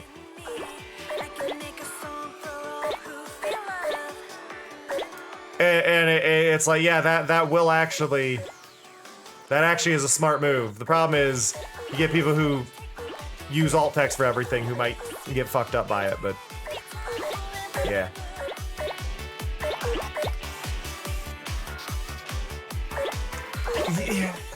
The young people online thing is such a weird situation because it's like, I'm aware that I was doing shit online that is not safe. When I was from the age of 10 through 18 and probably still today. I was aware, right? Like I was fully aware. But I also knew where that line was for like, I'm not revealing this information to strangers. Like, I was doing stupid things, but I also wasn't giving away my personal information. The fact that some of these small kids are giving away personal information like it's nothing is the part that throws me. Also, the absolute vitriol that people are willing to go like, oh, it's a meme or it's a trend.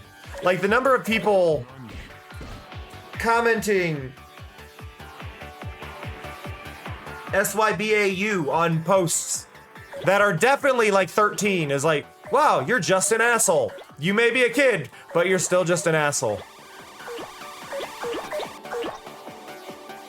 Yeah, like, and I think what Skulls is talking about there. So a lot of the online spaces you were in were for kids. And I think that's kind of a thing, because we can look at video games that were even at the end of my childhood. Fusion Fall was one of them, right? Was probably the last. I think Fusion Fall might have been, at least that for me, that is the threshold of the end of childhood websites, was the original Fusion Fall release on that Cartoon Network did. I think that was the end of really childhood websites. Because everything is conglomerated. Everything is Facebook. Everything is Roblox. Everything is Fortnite. Everything is these very specific things and then sub things on there. But like when I was a kid, it was a bunch of different sites. It was Neopets. It was Toontown. It was Webkins. It was people making their own GeoCities guides. The internet was very spread out, and because it was very spread out, you had a lot of sub-communities and all these things rather than this one massive thing where everybody would go, where you had more messes. I didn't get into anime until Read or Die. I'm gonna put Read or Die or Hibernate Runmai in the animes that made me love anime. I watched anime. I love Digimon. I didn't realize Digimon was anime. I didn't know those little things. So there were things that just never quite clicked. RuneScape was another good one. Like, every site was spread out, right? So even if you were doing reckless things, it was very easy to block someone and never run into them again anywhere else.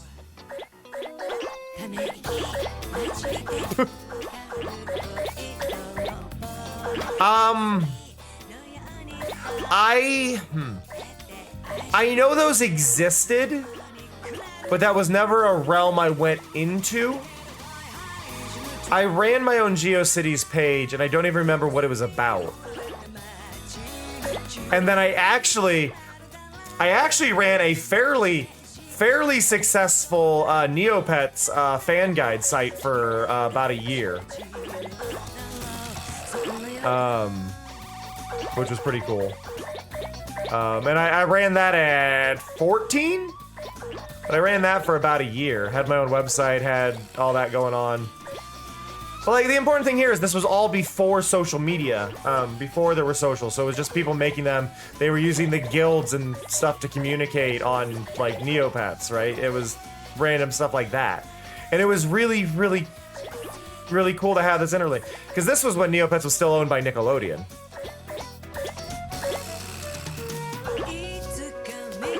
See, and I think there's also kind of that note too, Cole, is like, even if you did give away some information when you were younger, that would be considered risky information to give away, including like your age, for instance, right? Like, that's something you probably shouldn't give away, but even if you were giving that away, there wasn't as many resources to do screwed up stuff with it. Would you mind checking if it's my bone delivery? I probably should, Mari. I probably should. It's not your bone delivery. I don't know how to tell you this, Mari, but the reason that card you've been using keeps getting declined is that's an expired card. I don't know how you didn't notice that. You've been ordering with an expired card. Like, you're two, Mari. You're who we're talking about. We talk about internet safety. You are two. How's it going, Kayla? But yeah, I think there was a lack of information that was like useful. It's like we were talking on like Hotmail Messenger, right? We were talking on, well, I'm sorry, MSN Messenger. We were talking on AIM. Some people were on ICQ. Like, people were using MUDs and MUX. Hotmail, M-A-I-L. Dirtbag. M-A-I-L.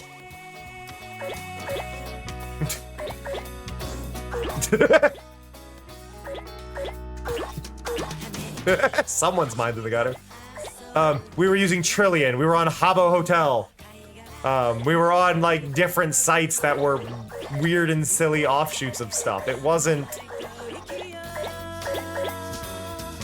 Right, Skulls.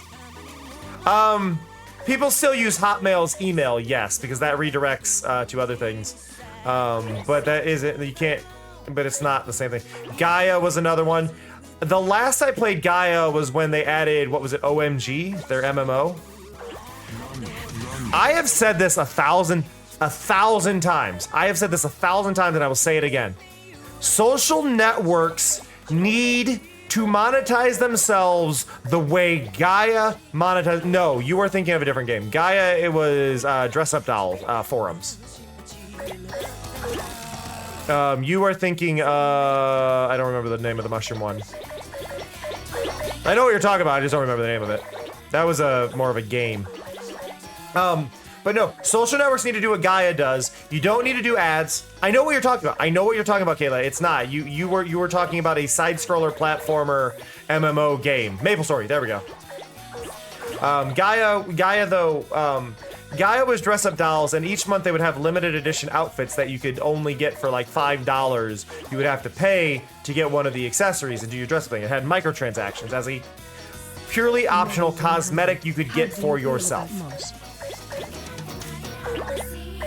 Implement that on your social networks where people can customize a character for themselves rather than uploading an avatar. Make that your method of funding the site. You will not need ads, people will customize, people will have a whole bunch of outfits. That's all you need to do. That's how you make social networks profitable without being shitty. No, I don't mean the metaverse. I'm talking 2D. I am talking Gaia Online style dress-up dolls. I am talking like full-on just having little customizable characters that you can put in outfits. You can get brand deals with other companies that want to sponsor you. Like, oh, you want a t-shirt for the new Godzilla movie? There you go. And then that's their thing. And people can buy that or just get that as a free collectible. It sponsors the thing. You don't need all this stuff. You just have cosmetics. And you fund the social network with the cosmetics that allow people to dress up with weird movie brand deals that decide to go in and go, hey, we'll pay you to put our merch on your thing to advertise our movie. You do it with random custom ones that you have artists there. Like, yeah, exactly. Yeah. Just like Summer Wars did, just like Belle did, just like that. Like customizing your characters that way. It doesn't need to even go with other sites. You just do it on the one. I want to dress up as Sonic. You're an armadillo. There's an armadillo character whose name I can't remember in Sonic. What is the armadillo's name? They really don't use him in enough stuff. What was his name? What was his name? Somebody knows it.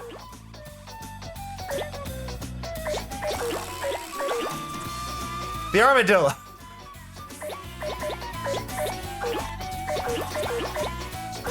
Start with an R? There is a Sonic the Hedgehog character that was in one of the games. Mighty the Armadillo. Thank you, Clue. Yes, Mighty the Armadillo. He's kind of like a reddish brown. But yeah, Mighty the Armadillo. Yeah, Mighty the Armadillo is a good one. I'm a big fan of Espio because I'm an edgelord.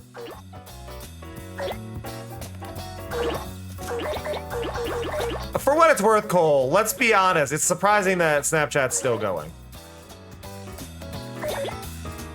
It is very surprising that Snapchat is still going.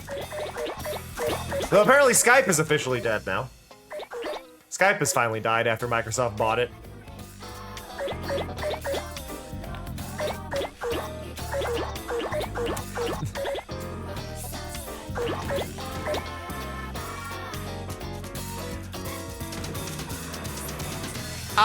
I would say this, Kayla. Snapchat is secure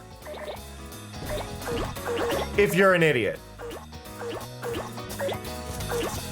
So most of our parents.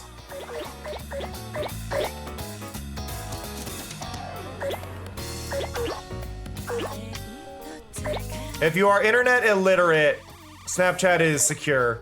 So as long as you're only doing stuff between other people in that age group that you know personally, it's probably fine. But once you start leaving your safe circle, that's where things get a bit weird. Now I said this, we're getting to 33.333% in this today. This is why I haven't left this level. Oh yeah, no, I agree. Like Facebook would have died if not for the older group. Quite a while ago. Honestly, I think the only reason Facebook really exists for a lot of the younger group is Instagram. And how intertwined Facebook is with everything being required.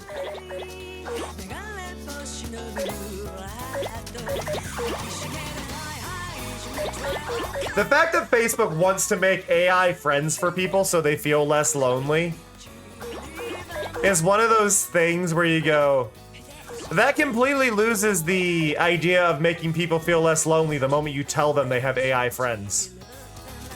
Like, the moment you tell me my friends aren't real, I'm suddenly even more lonely than I was before.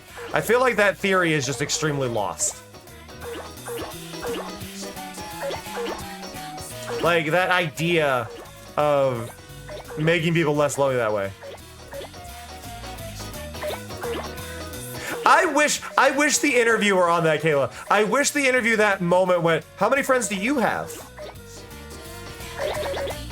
Would have just been the perfect response. How, like, just talking to Zuckerberg. How many friends do you have? The average person has 3 friends. How many do you have?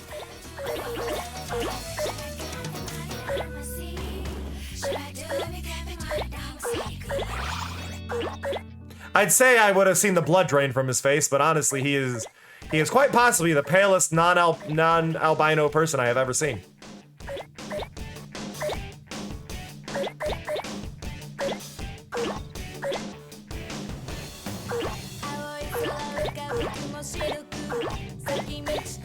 Okay, so Mari did say this a little bit ago, and I've procrastinated a little bit, so I should take our quick 3-minute break.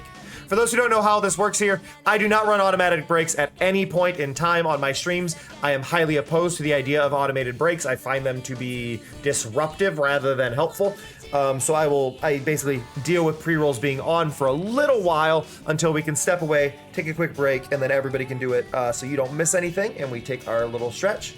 I obviously make a little bit less on ads, but I only make about $5 in ads a month as is. So, yeah. So I have Mari remind me, hey, take a break in different ways with a whole bunch of randomized messages, and then we're here and we do our own little thing. So I will be right back. I will catch you all in 3 minutes. Use this as a moment to stretch your legs, grab a drink, all that fun stuff, but be right back.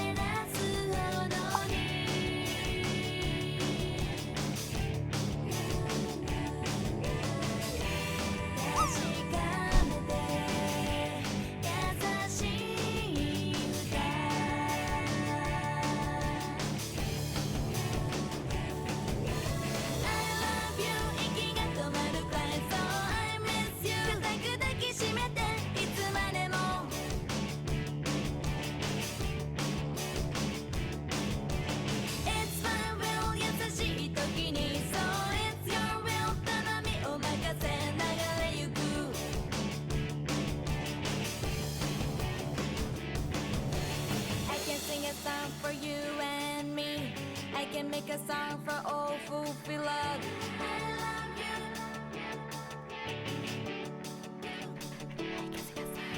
I can sing a song for you and me. I can make a song for all who feel love.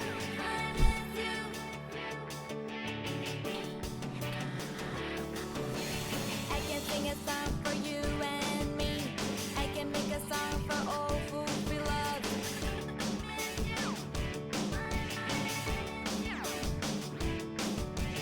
I can sing a song for you and me. I can make a song for all who feel love.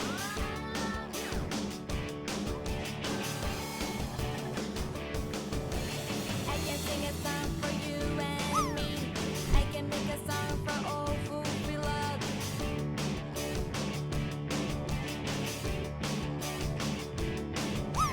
I can sing a song for you and me.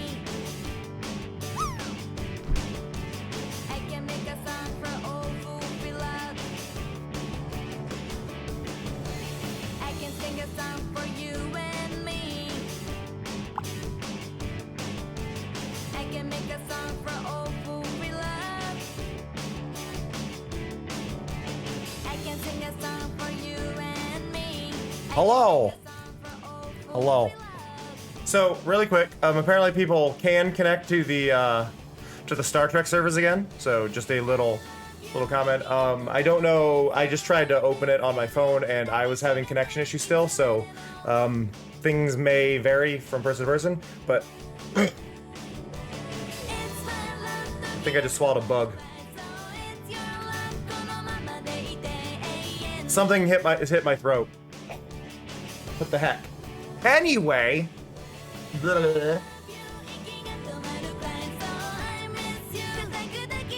Take a drink and wash whatever that was down. But no, the Star Trek sponsorship, for those who don't know, I am running a sponsorship right now with Star Trek, a mobile and PC game that is available. If you do exclamation with star, it's in the lower left corner.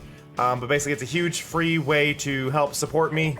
If you download the game using the link that you get from exclamation with star, I get $1. If you play it and you get past the tutorial, I get another $2, and it just keeps going up based on the goals. No, I didn't restart, Neku. My number was at 300,000 when I started this level. But no, basically that Star Trek thing, just in less than 48 hours from that sponsorship and y'all being so supportive, I've already made over $600. I should say we, because you've hit the goals, you've done the work. Yeah, Neku, did you miss the entire spiel where I said I've never beat this game? Very few people have actually beat this Katamari specifically. We Love Katamari is the longest Katamari game, and most people have not beat the game. This level, like, I think the speed run for beating this game is over 24 hours. The speed run is over 24 hours for this game. And you can beat all levels but this one in like 2.5. But this level is, yeah. This level, you say you can stop this level at any time and load back up. But this game came out like a year and a half ago. Million Roses. The name of the level is A Million Roses. The only thing you can collect in this is roses. And the goal is to get 1 million of them. That's it. That is also why when my hype balloon happens, it throws a bunch of roses at me. Amusingly.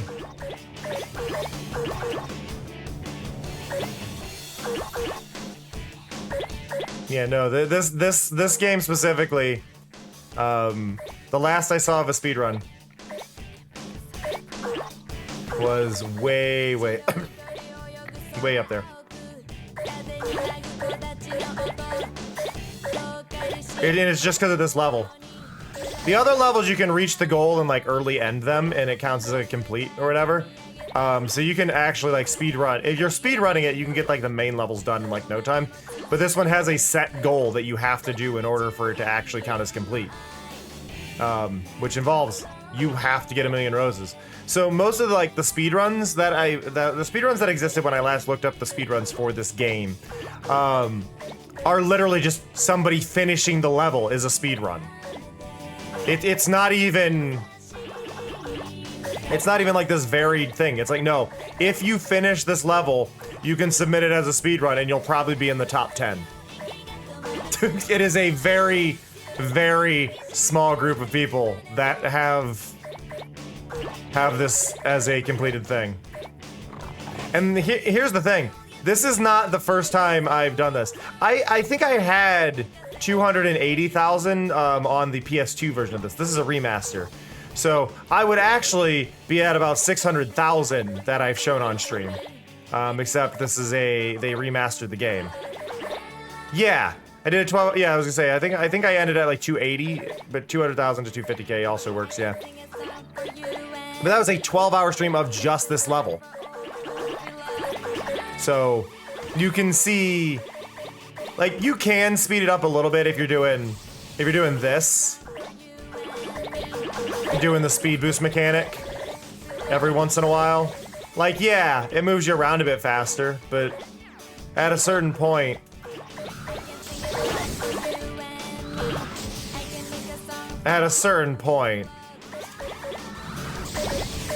it's just annoying to do that.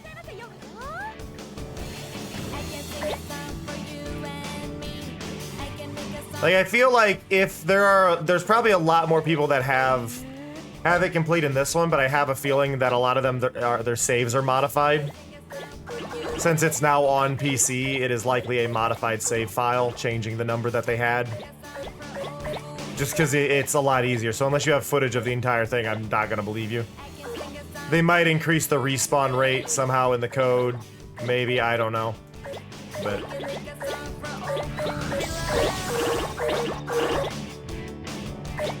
yeah, because I did that back, I did the 12-hour stream back on the PS2 version.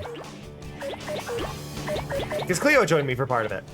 And OBC joined me for part of it. I had guests. It was a fun little marathon stream.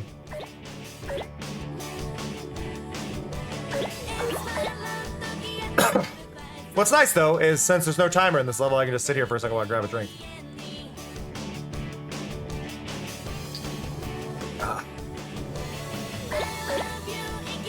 But, yeah. Still not sure what's going on with my OBS. I've dropped 13 frames this stream. I don't know what the cause is. I feel like my computer's dying somewhere. Where are you? God, I don't remember. It's been 4 years.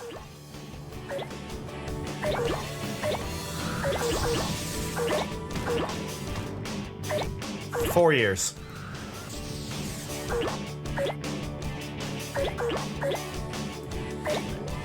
But yeah, no, it's... I feel like part of my computer is probably dying, and if I had to guess what part of my computer is dying, it's the motherboard. Because I believe that is the oldest part of my computer, other than like maybe 2 sticks of RAM, but I don't think that's the problem. I do not remember the skulls, and I apologize.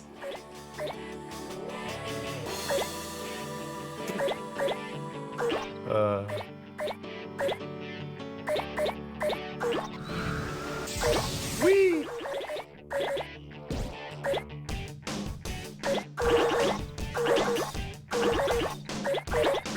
I'm trying to think. So I'm just thinking about like random things that I've done. So back way back, and we're talking Mixer. Back when I was on Mixer, rest in peace. I actually did a lot more Minecraft streams than I used to.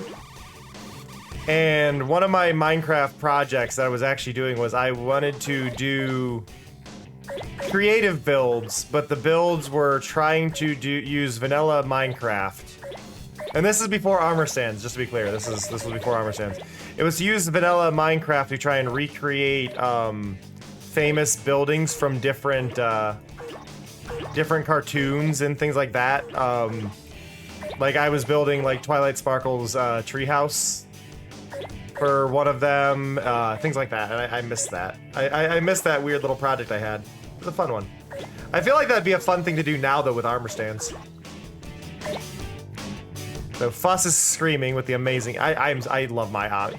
I don't know why I didn't realize this. I did not realize you were one of my first subscribers, Fuss. Were you aware you were one of my first subscribers? Because I didn't realize that. I don't know why I didn't realize that.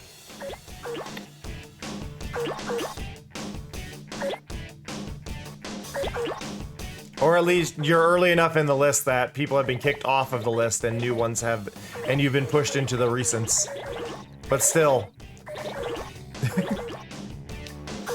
Hey, y'all should follow Fuss. Fuss is one of the best artists I know. Just saying.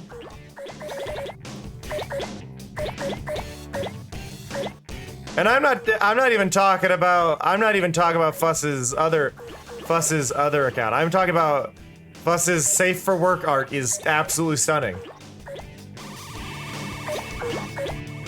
Like, genuinely, Fuss's artwork is absolutely stunning. And you all should follow Fuss.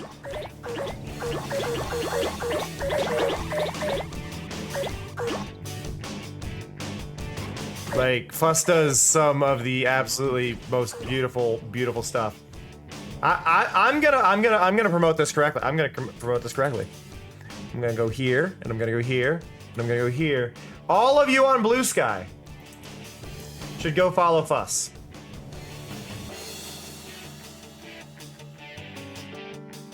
So like, go there, click the media tab, figure out where the hell Fuss's art is in the media tab, because apparently Fuss has been posting a lot of stuff that is not drawings and stuff, and just look at Fuss's beautiful art that is buried in there.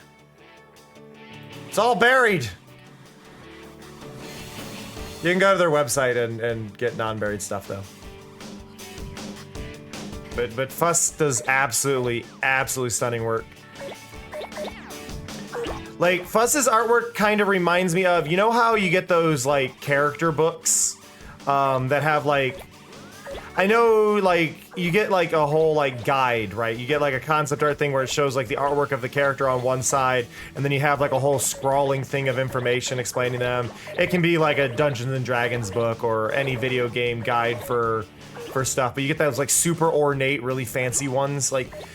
I feel like anybody who's seen those books knows exactly what I'm talking about. That's what Fuss's artwork reminds me of, is those books.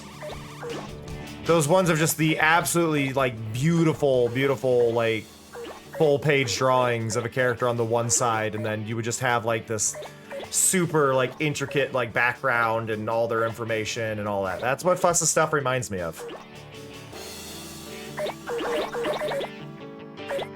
Like, genuinely. They also draw porn if that's your thing, but that's on a different account.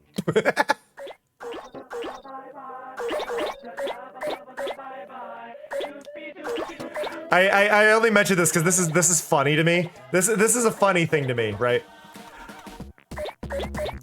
I was following just genuinely. I was following both accounts. I was following both accounts for multiple years. Did not realize they were both Fuss. Did not realize they were both Fuss. Never clicked. Never clicked. Don't know why it didn't click. Never clicked. Just had no clue. And the art style isn't different. I mean, it is to a point, but I have a feeling that is because the porn probably pays more bills than the non-porn. Just guessing here. So a little more effort goes into those. Or a different amount of effort. I should say more effort. A different amount of effort goes into those. So my brain just kind of like didn't connect the two. Did not realize. And I felt like an idiot. But yeah. It was just one of those like, oh. Huh. Yeah, no. Had no clue. We talk about the little like Katamari inspired game. And my brain is just going, I would have to commission cover art for that. And there's two artists that I could pick from. One being Fuss.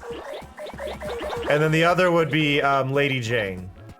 And that just depends on what I end up wanting for that. Yeah, no. It was one of those things. Because you didn't for a long time have like anything that connected them to each other. They just existed. So I never made the connection that they were. And it only became something I was aware of when you promoted the one on the other. And I just went, oh!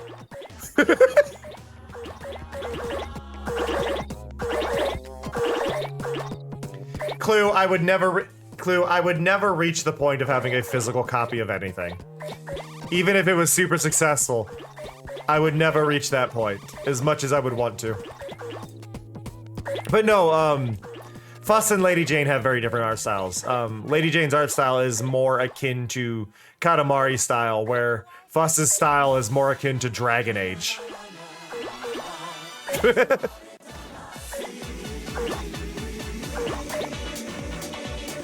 They're a bit distinctly different.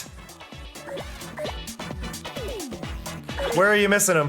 Where are you missing Pika? I mean, I'm missing a bunch in the new island yet. I still have to explore that, but as far as the Whim Bubble locations go, I did finally get all of them in the new Flora Wish ones they added, and then the one they added up on Memorial Mountain.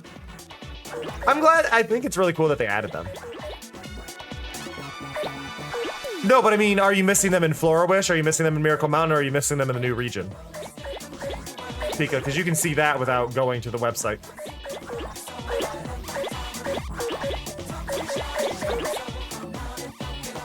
On Serenity, yeah, okay. Yeah, I'm missing like 2/3 of them yet there.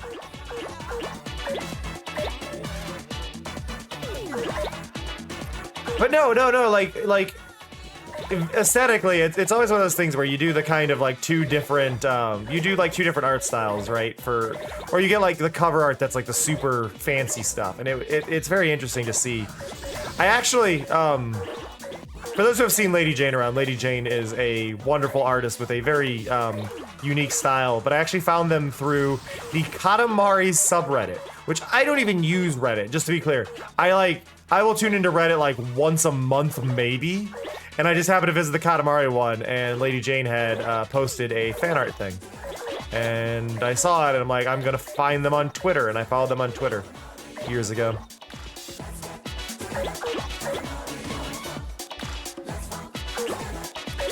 Yeah, the dewdrops are cursed. I don't even bother. Like, I try to get all of them when I see them, but I have no shame in using the guide for the dews.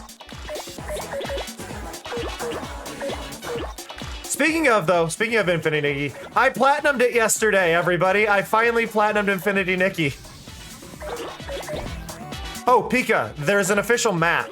You can go to the website, go to the official map, and just ask where they are, and they'll tell you the location of all of them for your account that you still need.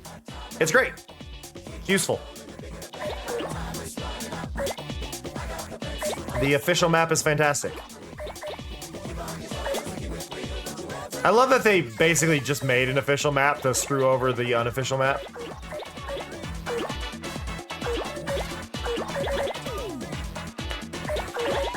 Ugh.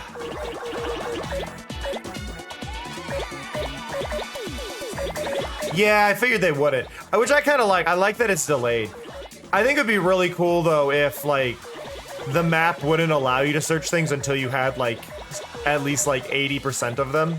So you have to put an effort. Like, no, we're putting a barrier up for you. You don't get these until you've at least put in some effort. Because I feel like there's a handful of people who just immediately open the map. Where are they? All right, got them. Like, try. please try a little bit, you know? Like, I get it. I get the desire to collect everything, but at the same time, you gotta put... Yeah, either you've found so many or your playtime's exceeded a certain amount. I haven't done much in the new update. I am waiting for it to run better so I can stream it and relax with y'all while I do that. I've mostly been dyeing outfits and collecting the dailies. I've been collecting the dailies as my thing. And then dyeing some outfits and trying to complete the little side things. But I've got an entire month yet on most of it. But there's one thing that ends in 20 days. I can't remember what. But basically been doing that and then getting regularly soft locked because the dye screen, depending on how you do it, will just freeze you. And you can't do things. Oh, I also want to point this out. Me trying to get... I needed 4 more Eurekas to the prismatic level. I needed 4 more Eurekas. Yeah, I think I've already got all the Mirror Crown stuff. I think I aced it all on my first pass through. But all the Eurekas doing that cost me 6 million blings. Ooh, here's a silly question. This thought actually came to me last night.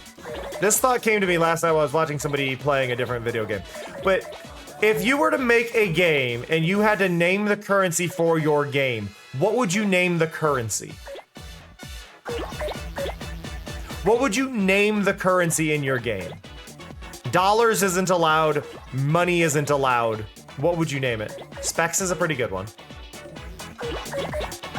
Specs is a good one.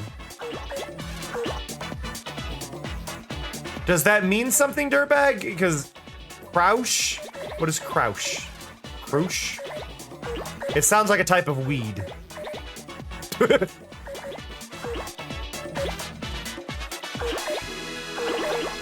Valid. Crouch. It still definitely sounds like a type of weed. I say this as an American. Oh, I want to point this out. This is just one of these cool things that Katamari does that I don't think enough people appreciate. So, one of the things that Katamari does, and I think more games need to do this, is where they basically create a mask that allows you to see what's going on. So it doesn't work properly on this building. For whatever reason, this building doesn't work where I wanted to show it off. But if I go over to this building, there. It's a rose. So every level will show the Katamari through objects with a mask layer based on the theme of the level. So that one's a rose. The cow bear one flips back and forth between a cow or a bear. This building works in some angles, but not all of them. I don't know what's going on there. You can see it on like the window frames. So I think some of these got tagged wrong, but you can see, oh, it was there. When I'm outside the building, it shows it. Oh, it's because the camera's inside. When the camera's inside the building, it doesn't mask. When the camera's outside, it works. But I love that effect, right? I wish they did like a dither effect on the rest though, like just so that way you could still see everything. Like I think it would be really nice if they, like instead of having this like the color of the building that I'm looking through, I wish they would dither the building. Or maybe give like a bigger range and then dither more of it and then have that dither outward.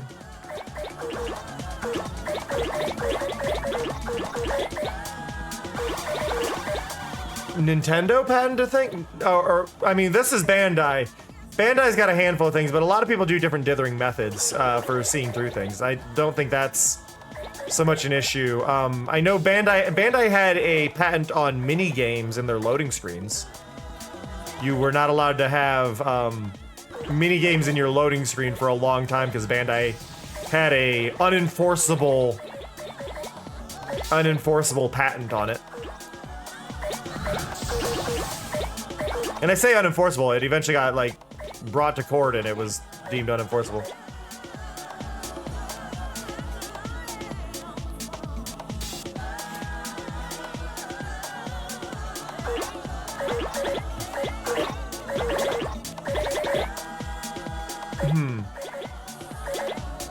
Mario's shadow, though, is showing a silhouette of the character. If you're doing a dither that has a screen overlay that allows you to see the whole screen, that's the inverse of what their patent would be there, so I think you'd be fine.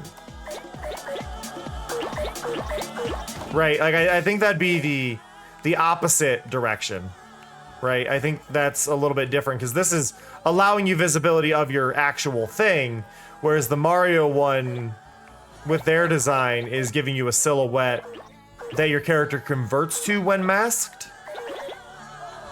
So I think that'd be fine. Though Nintendo and their patents are what I'm waiting for. Like, okay, I hate patents in game design that are not extremely specific. I'm not opposed to patents. I'm not opposed to copyright. I'm opposed to people being way too specific on how they're used, or not specific enough. I know, or in Nintendo's case, patenting things after the fact, because that's what Nintendo's been doing, filing patents after the fact. That's a bullshit move. Or I remember one of the early patents that I was made aware of that Nintendo was doing was for Breath of the Wild, or Tears of the Kingdom, the phasing up through things one. They patented the method for it. It's like, it's just a raycast and looking for a spot and then detecting if the raycast, when it finds air, can spawn the player. That's such a simple thing. Yeah. The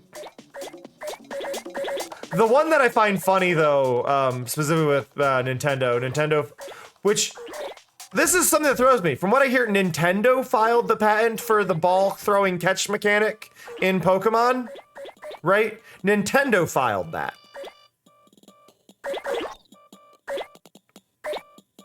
Not Game Freak. Nintendo filed that.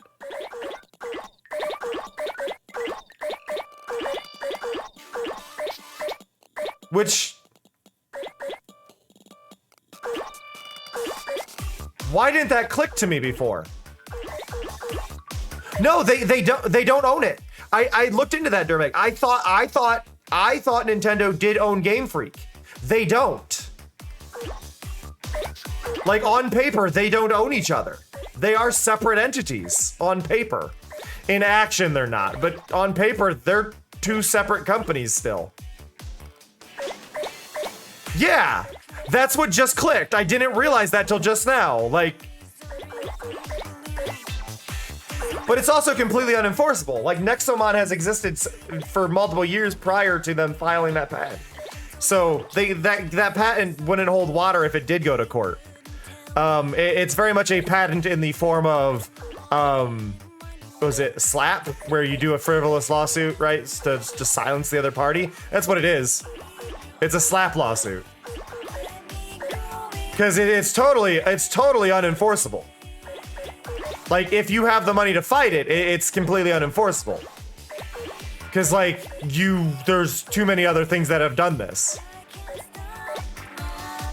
But because, like, but it is funny to think about, because there are, like, companies that even before that patent existed were like, we're gonna do it different enough. I know, like, Temtem, right? You suck them into cards, right? They're absorbed into cards. I don't know what Yokai Watch does. I'm assuming the watch, right?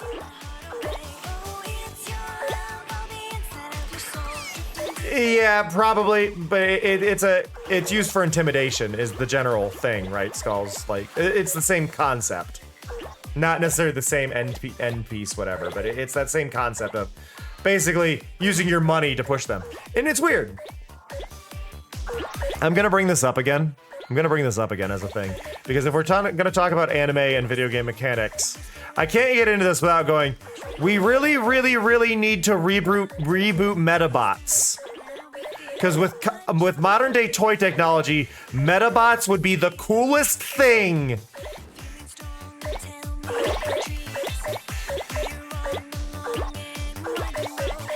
I want Metabots back.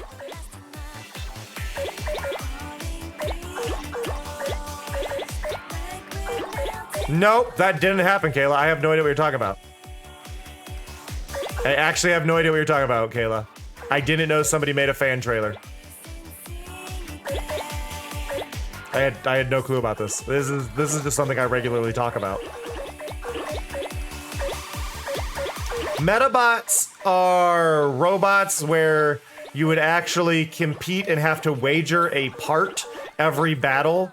And if you lost the battle, you had to give your part to opponents. So you mix and match parts Voltron style on a robot that was controlled by a little chip that you basically controlled.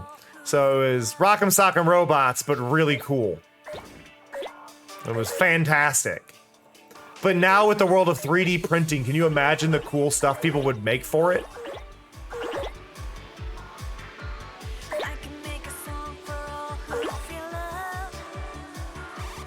I miss Metabots.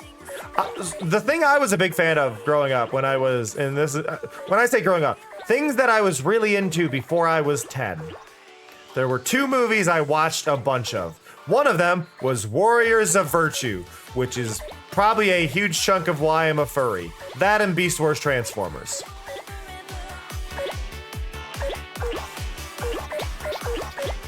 The other thing I was obsessed with was Small Soldiers, which an NFT company bought the rights to it, and now it is dead to me, and I'm very sad because there was a really neat fan trailer that came out a few years ago, and I'm like, oh, this looks awesome! And it was like, oh yeah, this is actually a project we're funding, we bought the rights. Oh cool, lookup company, NFT company, fuck. You're so close, Pika, you are so close. It's greetings, Alan, now shut up. I am Archer, emissary of the Gorgonites. What is your name? It's Alan, now shut up. Greetings, Alan, now shut up. The dad in Small Soldiers is the same dad from Transformers. Just think that's the funny thing. Yeah, I see. Yeah, there was that weird spyware nurse bot thing that you're talking about, Kayla. I remember that. That just recently shut down within the last year, I think. What are you packing, Tiny? Packing? Packing you? Net.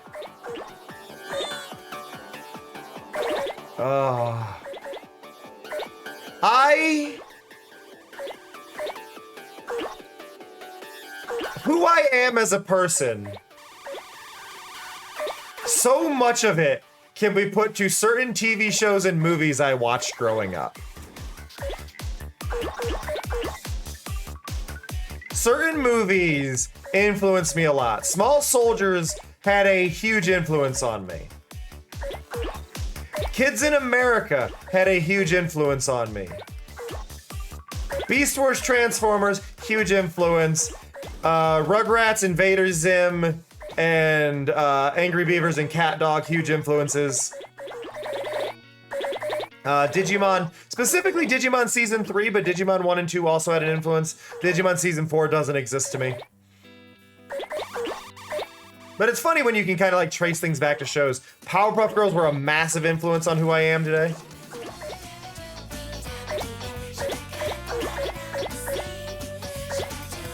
Like, I think if any show was actually to be the one to blame for like who I am, how I view society as a whole, it probably goes to Powerpuff Girls.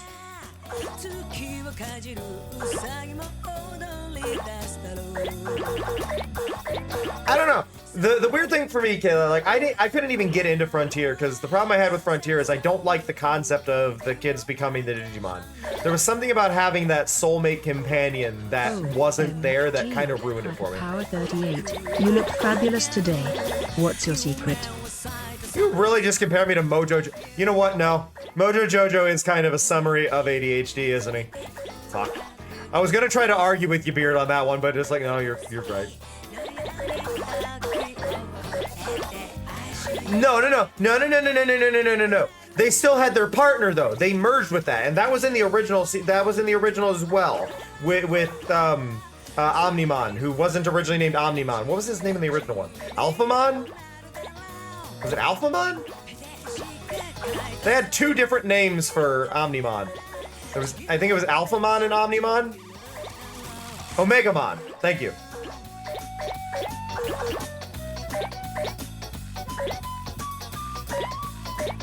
Omegamon, another one of the definitely religious references in the original Digimon, which again raises the question of why did religious nutjobs go after Pokemon and not Digimon? Because oh my god, Digimon was just religion. Like, Digimon Season 1 is how I learned what the number of the beast was.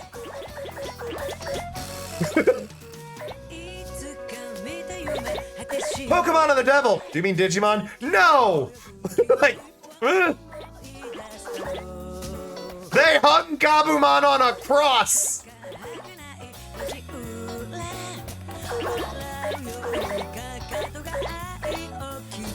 Like,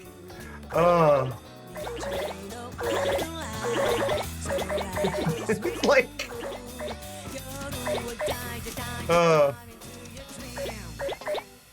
like, Digimon Season 1. Gabuman deserved it. Wow. Harsh, Mari.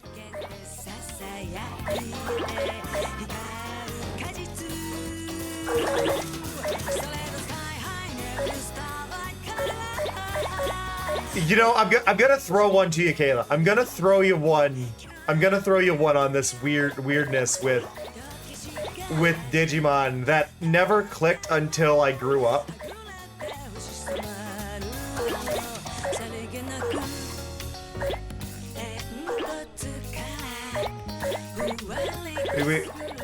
We gotta talk about one of the characters in Digimon's name, about Digimon being way ahead of its time.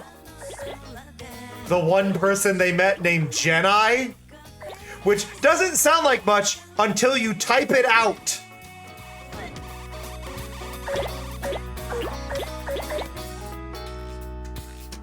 It's Gen AI. Generative AI. His name was Generative AI.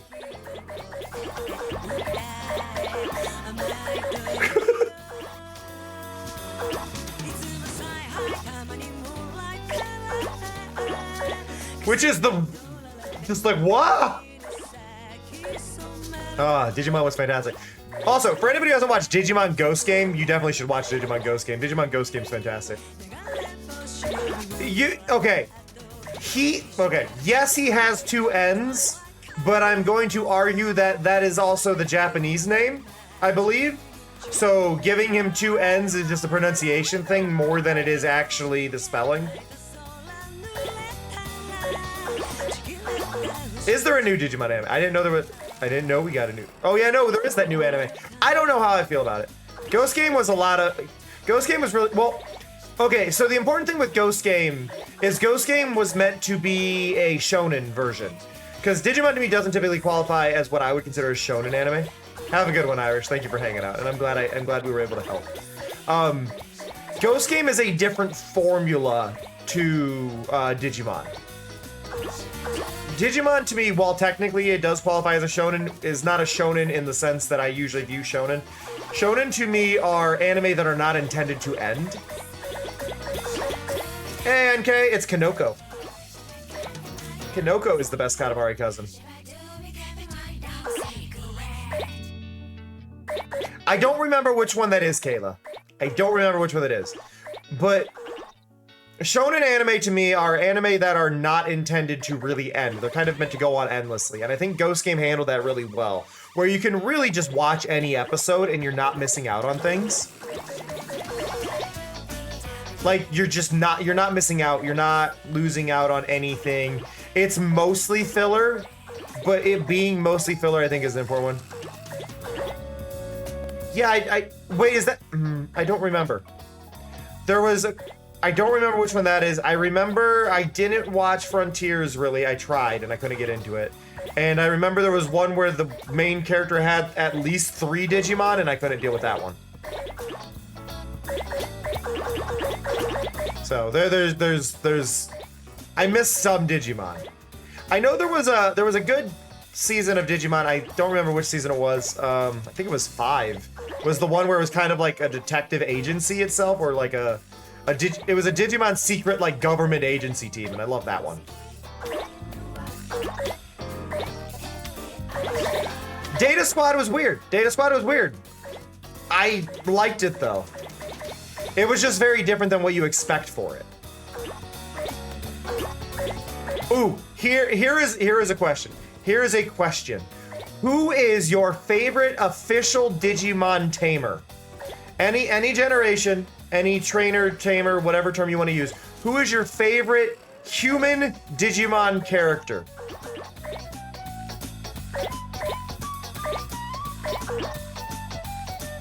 That's my question.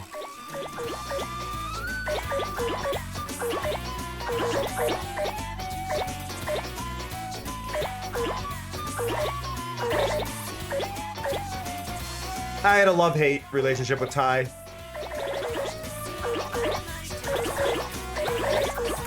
Mimi was great. TK, I'm not sure. TK existed, like, young TK was annoying, but young TK was also a small child, so I'm not gonna fault that.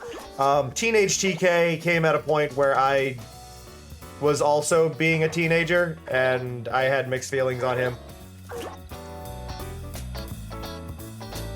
Sora was good. Rika was fantastic. Rika was definitely fantastic. You mean Kari? Kairi is Kingdom Hearts. Kairi is Kingdom Hearts. Kari is Digimon. Specifically Hikari. We just removed the first syllable. Yeah, Kari. Kairi is Kingdom Hearts. Kari is, because Kari is short for Hikari, which means light. Which, who would have guessed she had the crest of light? Gasp. Oh, I'm gonna do that quick thing where I go, hey, some of you are lurking and Twitch isn't counting you anymore, so make sure you claim that little bonus channel point just below the chat so that your view continues to count, because Twitch just decided 7 of you aren't here.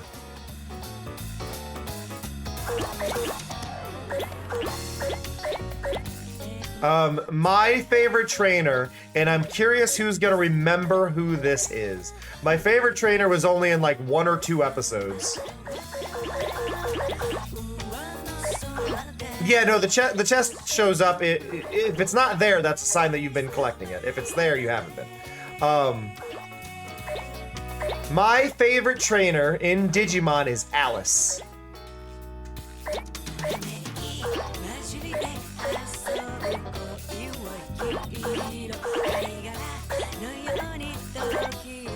I don't think many people are gonna know who Alice is, but my favorite trainer is Alice. Hey!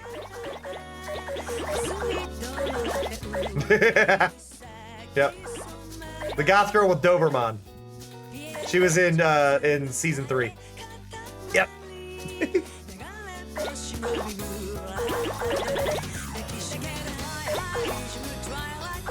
I really liked season 3 because you had the runaways. You had multiple runaway tamers that were elsewhere. Season 3 was the most important season to me, I think, just as a season, because I viewed season 1 and season 2 as kind of this, like, it's a fantasy world. But season 3 to me registered as this is our world. And they watched the cartoon show and they played the games and they wanted their own, and then guess they actually are real.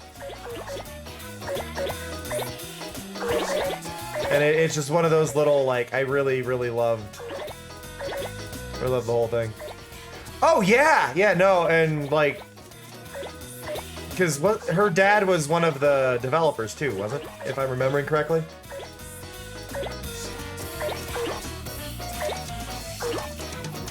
The heavier set white guy with glasses, I think was her dad, right? I remember things. I remember things!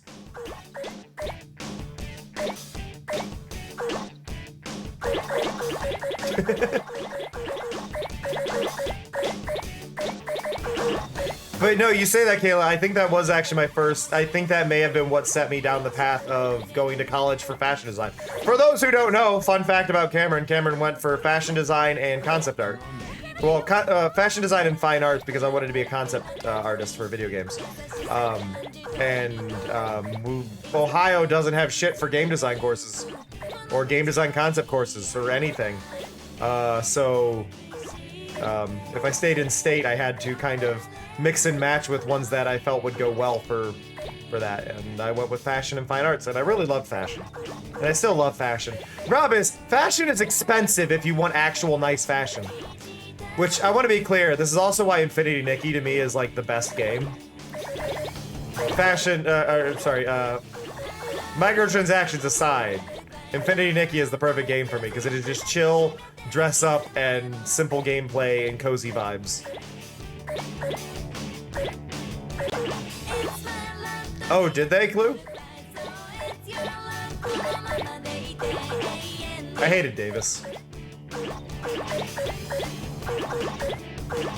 But I say this, Davis is an extrovert. So I hated Davis as an introvert. Like, I would not get along with him. I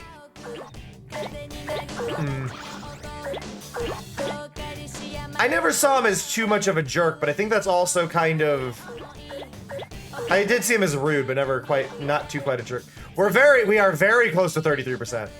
I'm gonna use this moment though, while I'm doing this, to remind everybody, hey, I'm doing a new sponsorship.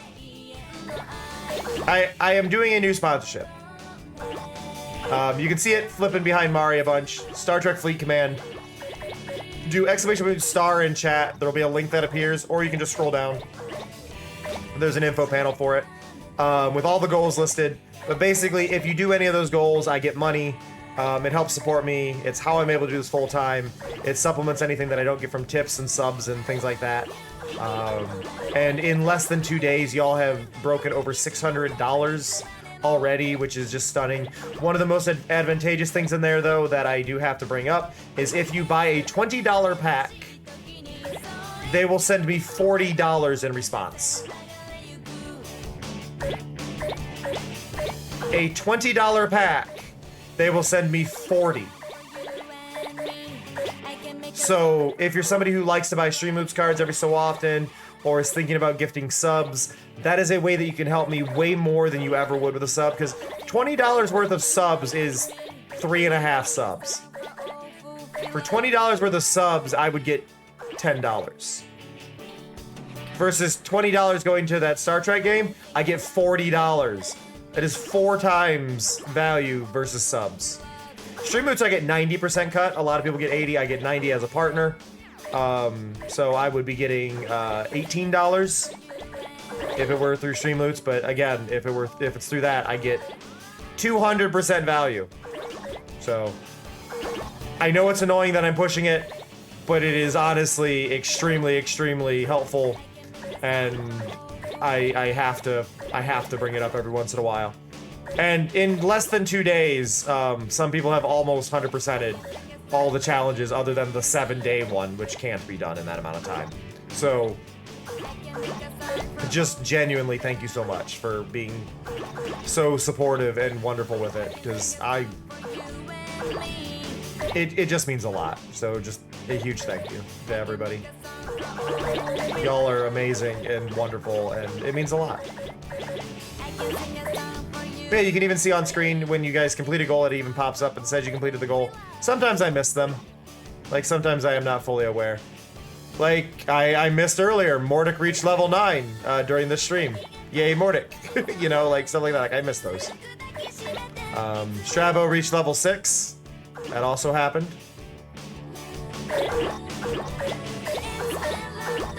Yeah, there's just some really amazing support from y'all, and I appreciate it. I'm so close! My eyes are drying out.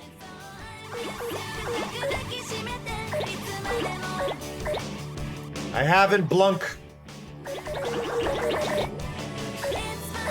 Did you know in this level you can actually collect things that are not roses? I already collected them earlier, but basically that this is the only level in the rose levels where you can collect things that are not roses. That vending machine, when you hit it, will spit out soda cans. Actually, I think it does it on the other one as well. I think it is a little bit annoying, but I'm not trying to do it too often.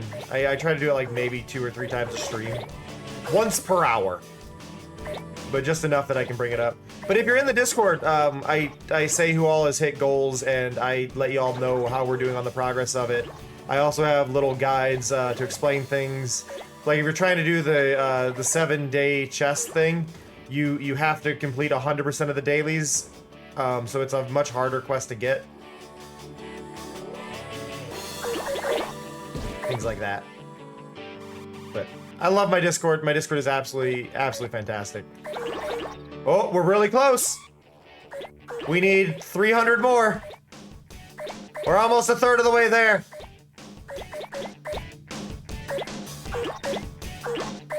We're so close.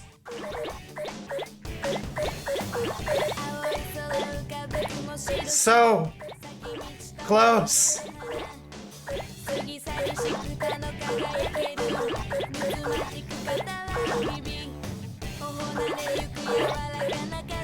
$221.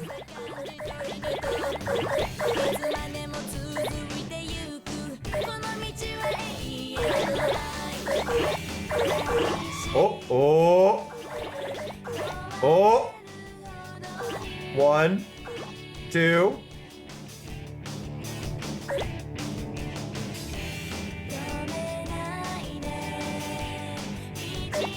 Hey! 333,333 roses. Ah.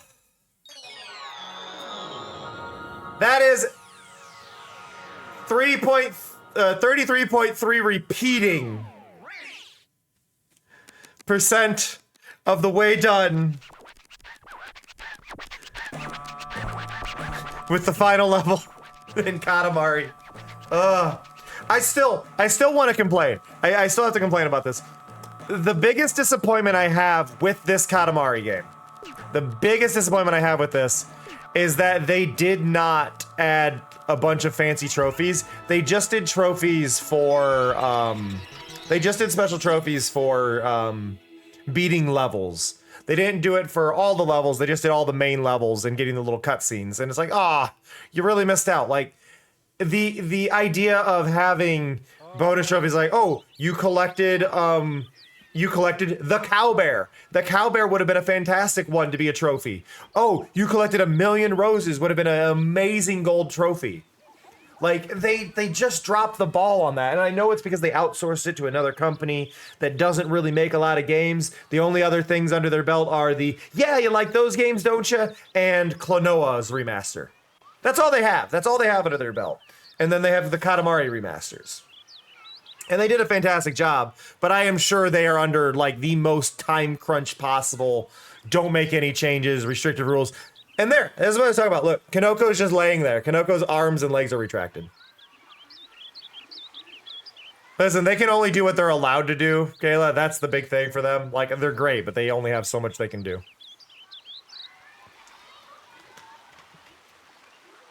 It's very much them being put under restrictions more than anything.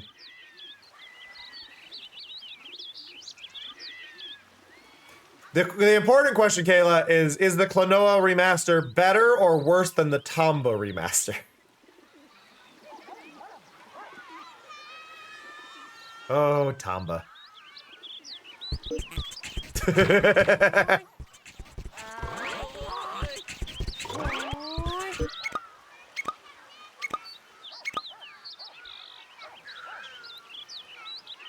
Want to see my favorite silly thing about this game? Want to see my favorite silly thing about this Katamari game? And this isn't We Love Katamari's original one as well. But I don't think a lot of people got to see this because they would save and just end. Everybody waves when you quit.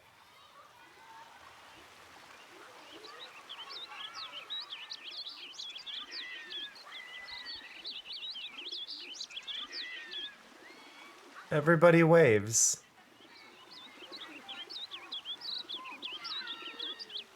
I love that so much. It's such a nice thing.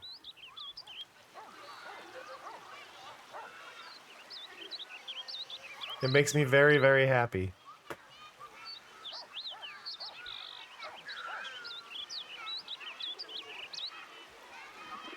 Bum bum. But it is time to end. Oh, hey, Twitch would like me to know that I can do a Star Trek Fleet Command sponsorship. Thanks, Twitch. I already knew that. I'm doing it.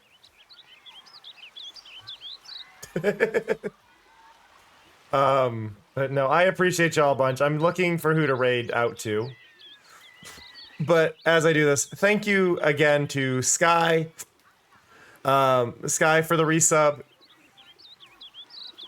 That means a lot. Thank you, Skulls, for gifting the back scratcher and tuna. Thank you, Fuss, for the bits, Cole for the bits, Sleepy Hat for the bits.